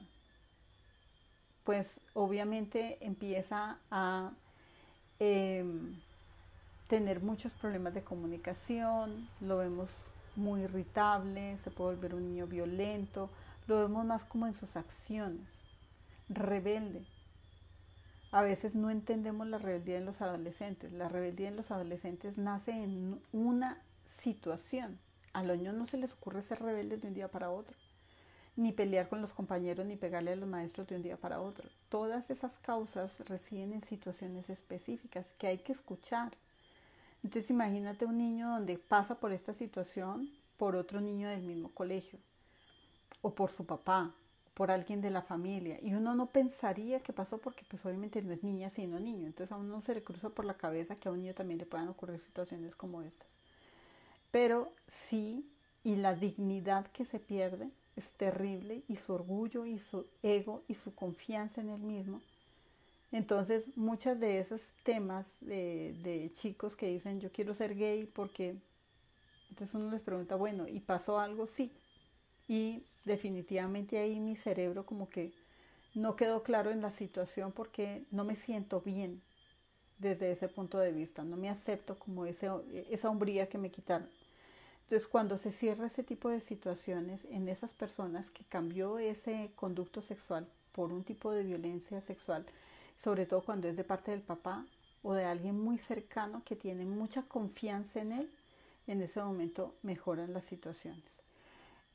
Cáncer de garganta, tiroides, eh, muchas de las historias donde vemos este abuso en los hombres, hay muchos documentales porque esto no se habla. Si no se habla el de las mujeres, menos se va a hablar el de los hombres. Pero yo he visto más o menos como unos 3, 4 documentales de los pecados de la iglesia en estos centros de internado y en estos seminarios para chicos jóvenes. Y uno de los conductos de algunos de estos religiosos era hacer pasar a estos niños por esta situación. Y quedan en una situación de dolor y de humillación tan difícil que muchos no lograron levantarse. Porque en este caso era una figura de autoridad y de admiración. Por eso no se sospecha, porque pues obviamente, ¿quién va a sospechar que en una comunidad que es tan respetuosa y tan coherente fuera a suceder una cosa de estas? Pero estos hombres quedaban tan humillados que decidían retirarse de estas órdenes religiosas y sus vidas se alejaban por allá. Se iban, no se casaban, no podían tener hijos, toda la vida pensando ellos en cómo les destruyeron la vida, porque les destruían la vida porque no era una sola vez, sino era frecuentemente, hasta que finalmente perdieron todas esas ganas de vivir. Y muchos terminaron con cáncer de próstata, y muchos terminaron con cáncer de esófago, de garganta, de cuerdas vocales, por situaciones específicas que tuvieron que vivir con ellos a través del abuso. Entonces, es más grave cuando lo ocasiona una figura de poder que cuando lo ocasiona un extraño, porque no hay confianza. Pasó un extraño y pasó la situación y listo. Pero cuando sabes que esa persona estaba allí, que esa persona te hablaba todo el tiempo, te abrazaba, te consolaba, y a través del consuelo llegó a una cantidad de situaciones. Y ya ves qué pasó con tus compañeros, y ya ves qué pasó con toda una comunidad, y después todos se reúnen y dicen, a mí también me pasó. Eso destruyó la confianza en muchísimos de ellos. Y no se pudieron casar, muchos de ellos ni se casaron. Las historias son súper difíciles de sanar en ese tipo de situaciones. Entonces, ese tipo de situaciones en los hombres deja unas secuelas terriblemente complicadas. Pero también, ¿cómo se puede sanar una situación de estas? Porque era el hecho de ver, yo hablo de este tema de la iglesia porque fueron los documentales que yo vi. No he atendido muchos pacientes hombres que han pasado por esta situación, sino 2 o 3 chicos que han tenido cambios en su parte sexual. Pero en estos documentales lo que se trataba de ver era la tendencia de estos religiosos que han pasado exactamente por lo mismo. Entonces era como una prueba, por decirlo así, donde los más jóvenes tenían que servirle a sus religiosos de más alto cargo jerárquico. Entonces después ellos subían de cargo y ya quedaban los principiantes. Y eso era una costumbre hasta que llega un punto en que simplemente se acepta como tal. Entonces miren cómo cada uno debió pasar desde su punto de vista por esa situación. A ellos los forman de alguna manera en ese mismo proceso, desde pequeños o desde jóvenes que llegan a esas instituciones. Algunos, no digo todos, pasaron por situaciones como esas y siguen la práctica como si fuera una normalidad. Entonces, no es solamente el hecho de juzgar, sino entender cómo se creó esta situación para que llegara a un punto de afectar tantas personas en una sola comunidad y todo el mundo se quedara callado y aceptara las condiciones de estar allí. ¿Ok? Entonces, en los hombres muy complicado. O volvemos a las enfermedades autoinmunes, volvemos a las enfermedades neurológicas, por situaciones que son muy frecuentes con ellos, volvemos a esa depresión, intentos de suicidio. O sea, en el hombre es muy complicada la situación. Por eso, animarse a escuchar a los muchachos cuando empiezan a cambiar su comportamiento, no necesariamente tiene que ser por esto, pero tratar de indagar toda la situación que está rodeando este tipo de situaciones. Mirar que el alcoholismo, que las drogas, que la violencia que pueden generar en algún momento contra sus padres, que todo esto es una consecuencia de algo. Cuando nosotros pagamos un tratamiento y nos vamos allá, es que en eso que lo desintoxiquen, ni siquiera sabes por qué lo vas a llevar, ni siquiera sabes por qué tu hijo llegó a esa situación. Y como muchos jóvenes dicen en la consulta, es que mis papás ni siquiera me preguntan qué me pasa, sino simplemente me dicen, es que usted tiene que cambiar. ¿Cambiar qué? Si yo soy el producto de lo que ellos hicieron de mí. Entonces, el hecho no es desintoxicarlos o negociar que dejen la droga. El hecho es, ¿para qué lo estás haciendo? ¿Qué no te está gustando de la vida que tienes? ¿Cómo estamos causando entre todos este dolor? Y sobre todo, de todo lo que es sin resolver, ¿qué estás recibiendo tú que has tenido que repetir de mi vida y te has quedado callado? Como nadie habla, ellos tampoco hablan. Y un chico sí que menos va a hablar de esta situación. Muy complicado que hable. Porque llegará un momento en que ya tiene síntomas de una enfermedad para que lo pueda medio reconocer. Porque no es fácil. Si es difícil para una mujer hablarlo, imagínense a un hombre. Tremendamente complicado. Y si estas situaciones han sido muy temprana edad, pues obviamente se queda allí guardado, encapsulado, y depende de las mamás que sean muy ágiles. No en solamente dar el campanazo de alerta, sino hacer un diálogo con este niño y entender qué fue lo que pasó y hacerle entender que hace parte de un proceso de aprendizaje y sobre todo que no juzgue. ¿Ok? Andrea Liano pregunta, ¿la epilepsia en los hombres qué es lo que les afecta? Bueno, se salió un poquito del tema, pero te explico. La epilepsia es rabia reprimida. Es un hombre que tiene mucha rabia porque no puede o ejecutar ese papel de hombre, autoridad que tiene, porque está suprimido por una mujer o por una figura de autoridad peor, o también obedece a trabajos espirituales, o también obedece a cambios súbitos. Por ejemplo, un hombre que era súper autoritario, duro, castigador con su familia y una cantidad de cosas. Y justo dice un día para otro, yo quiero ser un hombre diferente, amoroso, dulce, tierno, y pues ni modo. Ahí sí se transforma en algo que no es y empieza a suprimir toda su rabia. Están todos calladitos, calladitos hoy. Bueno, vamos a responder preguntas. Luz Amparo dice, buenas noches doctora, bendiciones. Jackie dice, buenas noches doctora, este tema es muy frecuente y sale a la luz en terapia. Sí, definitivamente. Viviana nos saluda. Lilian desde Nueva Jersey. Paula, hola Paula. Lisbeth, Andrea, buenas noches. Ian, hola, ¿me pueden sugerir un libro para cuando fallece el papá? Cuando fallece el papá, puedes empezar el proceso de biografía del papá. Si quedaron cosas pendientes, empieza a hacer el proceso biográfico para entender las situaciones que viviste con él y las cosas que quedaron pendientes por solucionar. No hay mejor libro que la propia biografía de él. Entender su infancia, su vida, sus situaciones difíciles, sus elecciones, sus experiencias, porque en ese momento es el libro de la vida que abres. Ver a tu papá desde muchos puntos de vista, hablar con los hermanos de él, cómo era cuando era chiquito, qué le pasó, hablar con la esposa de él, tú qué sabes de él, y empezar a completar toda esa información que lo que hace es dignificar al alma. Y en ese momento lo entiendes y en ese momento lo dejas ir. Porque si no lo entendemos y tenemos mucho dolor con él, lo vamos a atrapar y vamos a hacer que esa alma se quede con nosotros hasta que nosotros entendamos su vida y su situación. Entonces el mejor libro es el libro de la vida. Nereida, hola, buenas noches. Gloria, hola.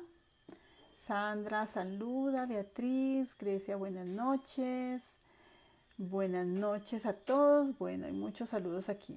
Nancy, y si te han abusado sexualmente, ¿cómo interiorizas el aprendizaje? Mirando con misericordia al que lo realizó, sin perdonarlo y buscando en el pasado el mismo para entender el para qué de todo esto. Exactamente, Nancy. Es entender que cada uno tiene su propia historia, tiene sus propios aprendizajes, cada uno pasó por esta situación. No puedes eximirlo de la culpa, a menos que entienda sus procesos. Cuando alguien juzga a alguien sin entender su infancia, ahí se queda. Pero cuando puedes ver su infancia a través de meditación o un proceso de soulfulness, a través de un trabajo biográfico, en ese momento ya no sientes nada. Ya simplemente dices, bueno, esta persona tuvo una vida difícil también y yo soy el punto que necesita para poder sanarlo también. Norma pregunta, ¿cómo saber que ya ha sanado y aprendido la vivencia del abuso sexual? A mí me pasó en la niñez, perdoné y hoy ya no mueve ningún sentimiento o emoción y puedo hablarlo sin problema. Mil gracias por todo. Revisa si entendiste conscientemente, revisa si ya supiste la biografía del otro, revisa si lo entendiste conscientemente para que esa situación no siga a través de tu proceso generacional. ¿Cómo verlo? Porque eres saludable, tienes una buena relación de pareja, tienes una buena relación con tus hijos, tienes una buena relación con el mundo, porque eso deja secuelas que rompen relaciones con la pareja, eso deja secuelas con las enfermedades, eso deja secuelas con mi seguridad personal, con mi tranquilidad, con el poder de confiar en el otro. Entonces cuando mi vida está tranquila y yo veo que no hay nada que en este momento me impida ser feliz, digo, bueno, fue una situación y hasta agradezco que en algún momento haya pasado porque de alguna forma, ¿qué recursos se movieron en esa situación? Entonces haz una retroalimentación y piensa el para qué, ve a tu cadena generacional y mira qué cortaste, atrévete a cortar la cadena generacional, entra, porque si ya lo sanas igual córtalo, entra en la meditación de figura paterna o entra en la meditación de ángeles en la última de sanación y pídele a los ángeles que te ayuden a cortar definitivamente esa situación y que te permitan entrar en el corazón y en el alma de esta persona, en la información del alma de esta persona y que te ayuden a entender conscientemente esta situación. Y haces la meditación y haces el proceso de corte de cadena generacional con tus figuras femeninas. Bueno, Estela, buenas noches. Beatriz, Lisbeth, Connie, buen día. Saludos a Julio Enrique, Virginia. Bueno. Adriana dice abundancia de bendiciones, gracias a ti. Karim, gracias por la sabiduría. Kelly, los tocamientos por parte de un familiar también entran en un tipo de abuso y si estuvo presente en la madre y en la hija y en la nieta, sí, eso se categoriza como abuso, porque a veces abuso no es simplemente el hecho de penetración, sino el tocar órganos sexuales, el tocar los senos, el tocar ese espacio de intimidad que solamente le correspondería a esta persona. Y pues obviamente es una cadena generacional, porque al hacer la pregunta, muchas de estas respuestas son afirmativas en la mamá, en las tías, sobre todo cuando hay, por ejemplo, un papá que ha entrado en ese tipo de situaciones. Uno le pregunta a las tías y todas dicen, ay, sí, a mí también me pasó, pero nunca dije absolutamente nada. Entonces, el hecho a veces es reunirse con las mujeres de la familia y hablar abiertamente de estas situaciones y decir, mira, a mí me pasó y no estoy juzgando, sino yo quisiera saber si alguien más tuvo que vivir esta situación porque es una cadena generacional y explicarles la importancia de hablar y de verbalizar este tipo de experiencias para que terminen allí y saber que si fue una persona en común hay que ayudarla a sanar ese tipo de experiencias en su infancia y tratar de trascender un poquito más el proceso de conciencia con esta persona. Generalmente hasta cuando se habla de esto en familia, todos terminan señalando a la misma persona. Entonces, súper que lo puedan hacer. Raúl dice, si la persona culpable de la violación ya está desencarnada, ¿cómo puede sanar esa situación? Exactamente igual. A través del proceso de Soulfulness lo que se hace es conciencia en el aprendizaje del alma y las experiencias de esta alma. Se abre el libro de la vida de esta persona y se solicita a los ángeles que te permitan ver la situación.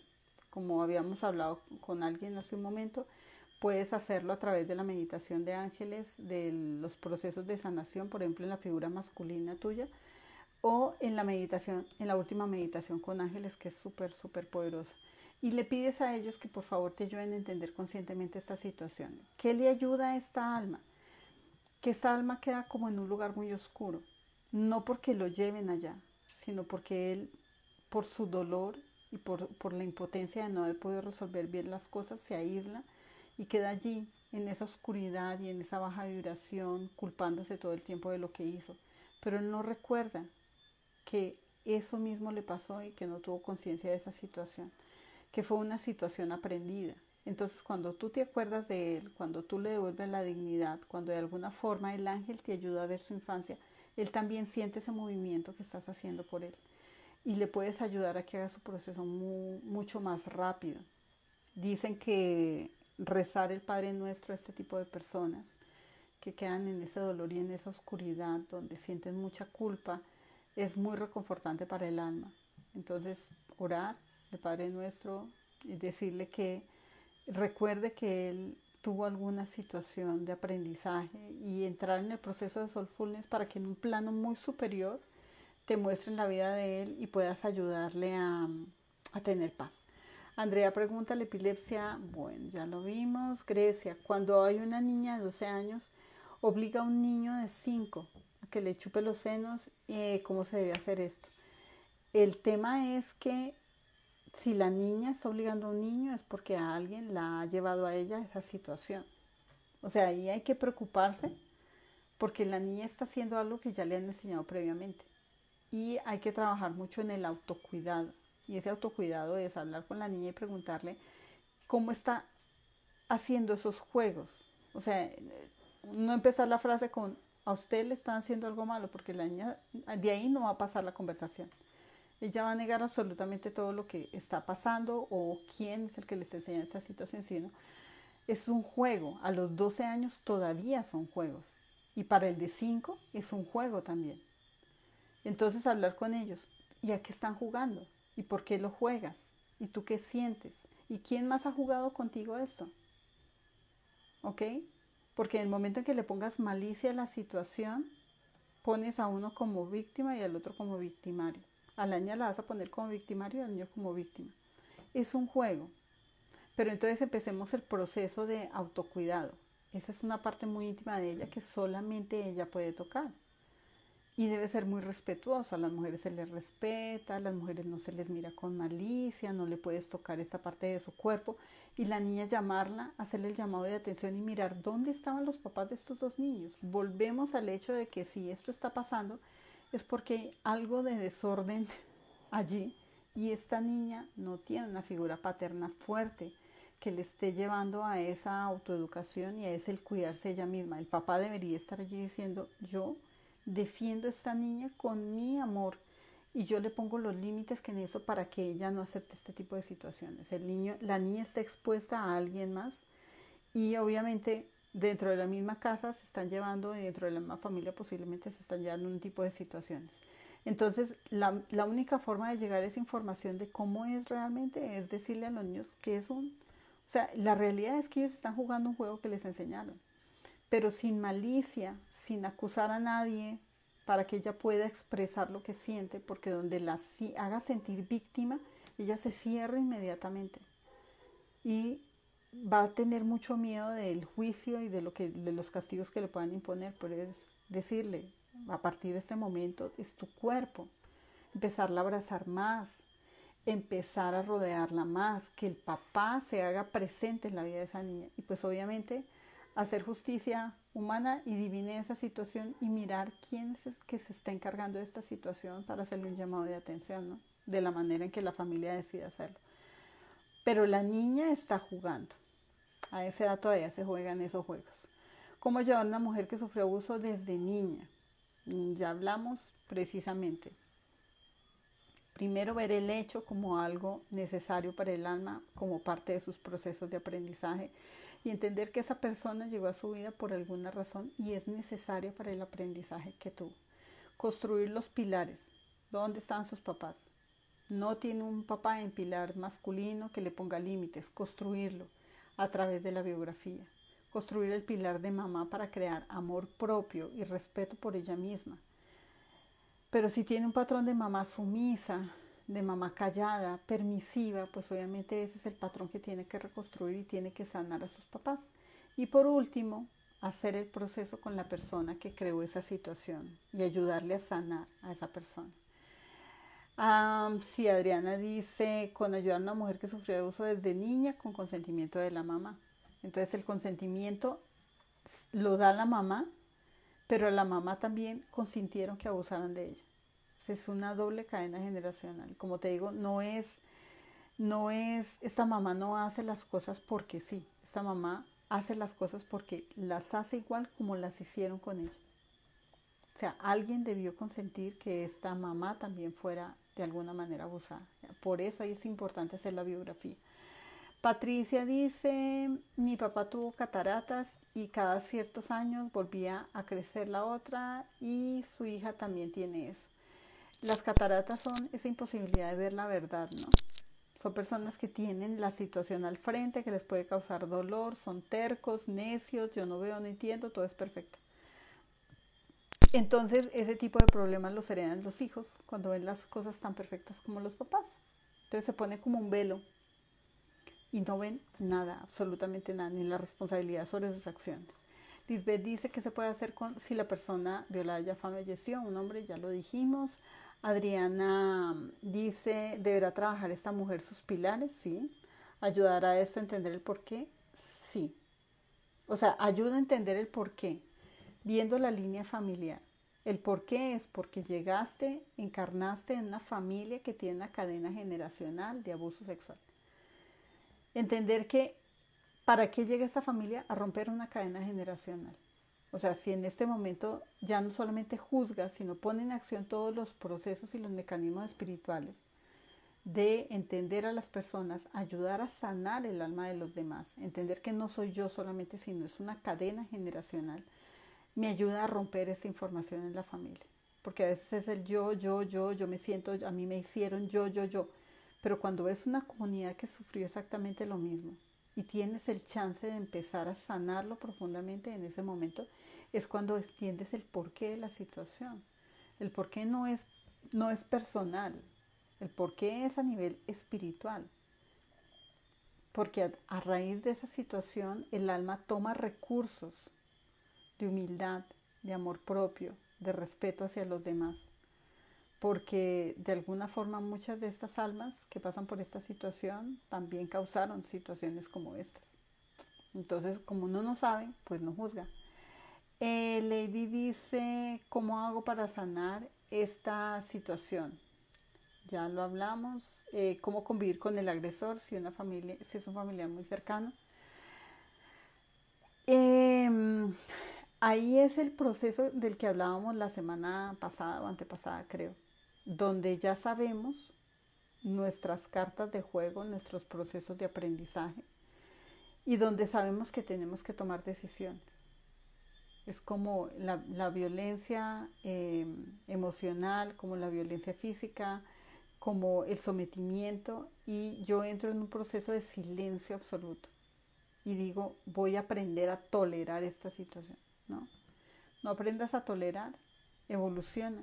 En unos momentos, después de que uno ya sana todo esto, es tiempo de retirarse del campo de batalla. O sea, no tienes por qué seguir sometiéndote a la situación, porque ahí entrarías en algo que no aprendiste. O sea, ¿qué no has aprendido para poder seguir allí pegada a esta situación?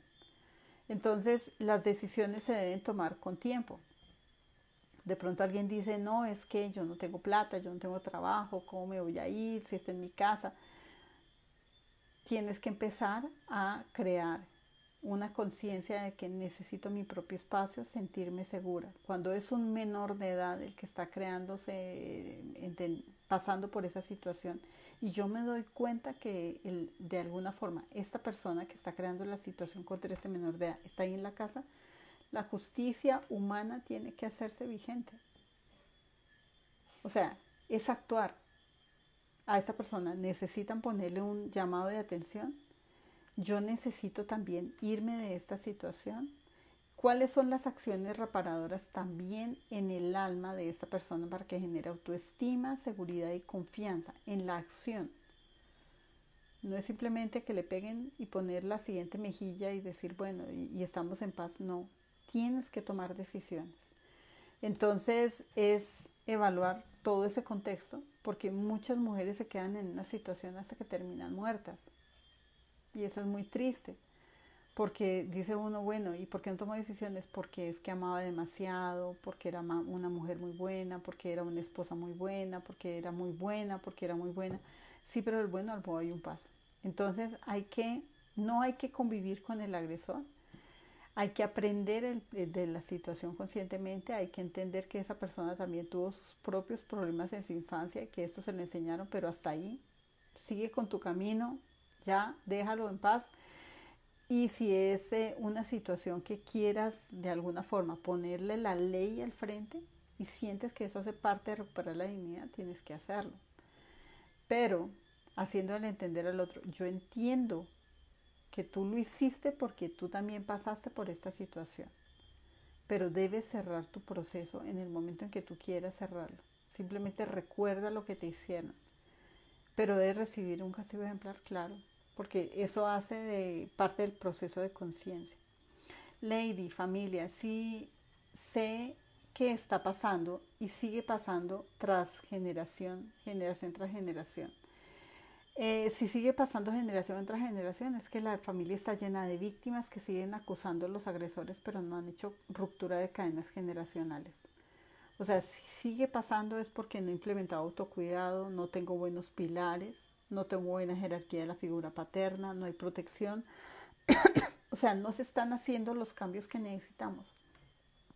No solamente el hecho de romper la cadena generacional y trabajar en los pilares es lo único que puede evitar la situación.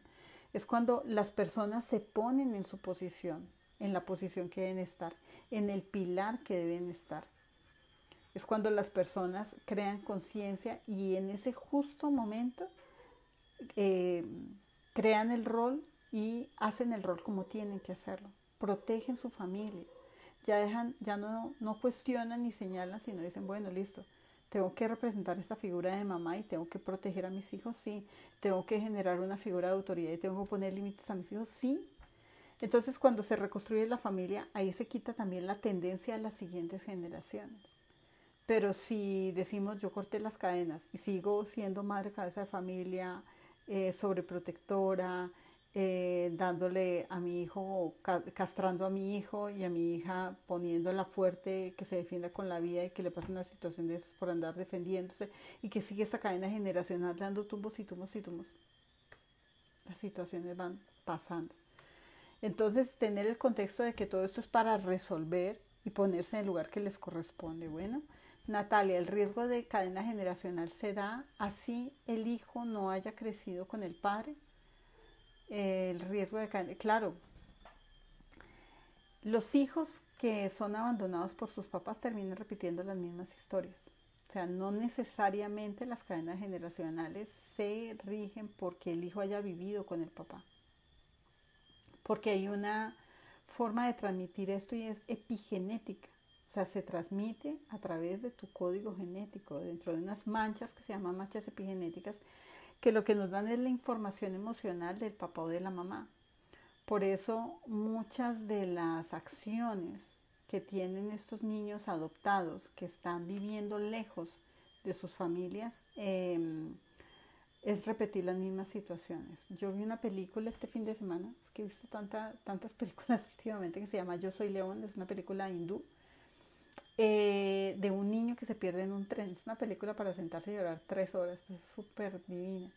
Entonces es un niño que se pierde en un tren, de una familia muy pobre, una mamá cabeza de familia que trabaja levantando piedras, rocas, y este niño se pierde con su hermano se va a trabajar de noche, lo atropella un tren y él nunca sabe, y él se subió a un tren y termina 1600 kilómetros lejos de su casa.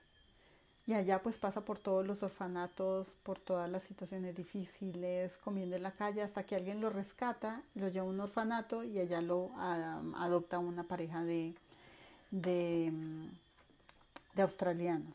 Y el niño se vuelve como ese niño ejemplar, ese niño que los papás siempre quieren. Pero llega un punto en que pierde la estabilidad de su vida, pierde el control de su vida. Y esa estabilidad y el mejor hijo del mundo se pierde en un segundo cuando él empieza a tener los recuerdos de su infancia. Era muy pequeño, tendría como unos 4 añitos, 5 añitos. Y empieza a recordar por las mismas esencias que siente de la comida hindú, lo transportan y pum, que haya pegado entre quién soy, quién soy, quién soy, y empieza a generar rabia, desilusión, desconexión de la vida. Prácticamente se enloquece el pobre hombre. Entonces es precisamente la búsqueda de la identidad. Y esa búsqueda de identidad, realmente quién soy yo, es atravesando las mismas etapas que atravesaron los papás. Entonces en ese momento lo único que le daba paz era encontrar realmente la información sobre su familia. ¿Quién soy yo? Entonces muchos lo hacen cayendo exactamente en las mismas situaciones, pero estas situaciones nos las ahorraríamos cuando sabemos quiénes son los papás y decirle a los hijos, mira, tu papá no está aquí porque tuvo un papá así, tuvo una infancia así, tu papá también fue pequeño, fue abandonado, tu abuelito se murió, como tengamos la biografía. Pero las historias se cuentan desde el principio y no desde el final. No, es que tu papá no está aquí porque es que no te quiere. No, pues es que no es que no te quiera, es que nadie le enseñó a amar. Entonces a los niños pequeños hay que ponerles a ver la biografía, a hablar con los papás, a hacer un álbum de fotos, a dibujar a los papás, a entender los conceptos, esos conceptos reales de lo que ha sido la vida de ellos, el sufrimiento de los papás y esa indiferencia que tienen ellos no es porque no quieran, sino porque no tienen recursos para afrontar esa paternidad. Entonces en ese momento se vuelven mucho más solidarios y dejan repetir historias. Entonces es interesante que a pesar de que un niño pueda recorrer medio mundo tratando de despegarse de esa información familiar, siempre tiende a repetir. Diana dice, buenas noches, ¿existe el IVA bajo una mujer? Sí, claro. Y viene por muchas veces aumento de testosterona en la mujer, disminución de testosterona en el hombre, ¿no? Eso afecta la libido. Pero también crisis familiares, crisis de parejas, infidelidad, violencia, maltrato, absolutamente una cantidad de situaciones donde esa mujer no es feliz. Si esta mujer está feliz con su pareja, pues obviamente todo brilla. Pero si tiene una situación o ha tenido situaciones difíciles, por ejemplo en el punto de violencia sexual que no ha podido sanar, pues obviamente queda tocado esa área de aprendizaje. Natalia dice qué hacer si no hay seguridad del abuso porque no se recuerda ya que se era muy pequeña, tenía 2 o 3 años, solo hay un vago recuerdo. Cuando se hace proceso de soulfulness se puede invocar el pasar por esa situación, verla como una experiencia más de vida. ¿Listo? En soulfulness no es sanar no es juzgar a nadie, sino entender que las cosas pasan por alguna razón Entonces los ángeles te muestran hasta donde tú puedas comprender la situación y después se va a la vida de esta persona y se muestra realmente su realidad para entender por qué llegó a crear esta situación en tu vida. Entonces es rescatar recuerdos, es ponerlo claro, porque hay que poner claro esa situación y mirar cómo esas situaciones también han afectado la vida, porque cuando el cerebro protege y no permite ver toda la información es porque sería más doloroso verlo conscientemente que simplemente eh, sanarlo, soltarlo. Bueno, Jackie pregunta, doctora, atendí a una paciente con contractura muscular muy fuerte de terapia, existió abuso sexual de niña y ella guardaba mucho rencor más que para el agresor contra su madre que sabía y no hizo nada. A su hija le pasó lo mismo y tuvo un hijo para su padrastro que al final ella adoptó como propio y su madre quedó como su hermana. Ah, ok. Sí, era lo que hablábamos. Es simplemente que se repiten las mismas situaciones. No es que la mamá no quiera creer, no quiera aceptar. La película se llama León. Muy bien, Laurita. Hiciste la tarea. Eh, Un camino a casa es una buena película para entender esta situación. Es una película extraordinaria de un evento de estos donde se tiene que recrear el proceso de violencia por parte del papá. Bueno, Elba dice que vio la película y le impresionó mucho, que es increíble ese acercamiento, cómo se hace a la realidad. Y Marta dice, buenas noches, gracias por todo. Ginette, muchas gracias. Bueno, chicas y chicos, muchísimas gracias por estar aquí. Compartan este tema porque es tan importante.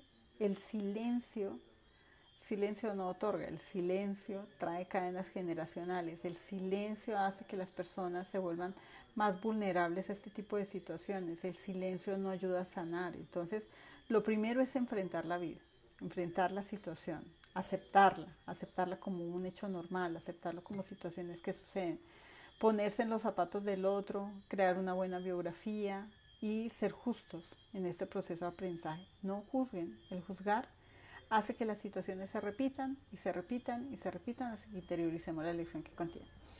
Entonces, gracias por estar aquí. Los esperamos el miércoles con otra súper charla. Les comentaremos después de qué se trata. Bueno, que estén muy bien. Hasta luego.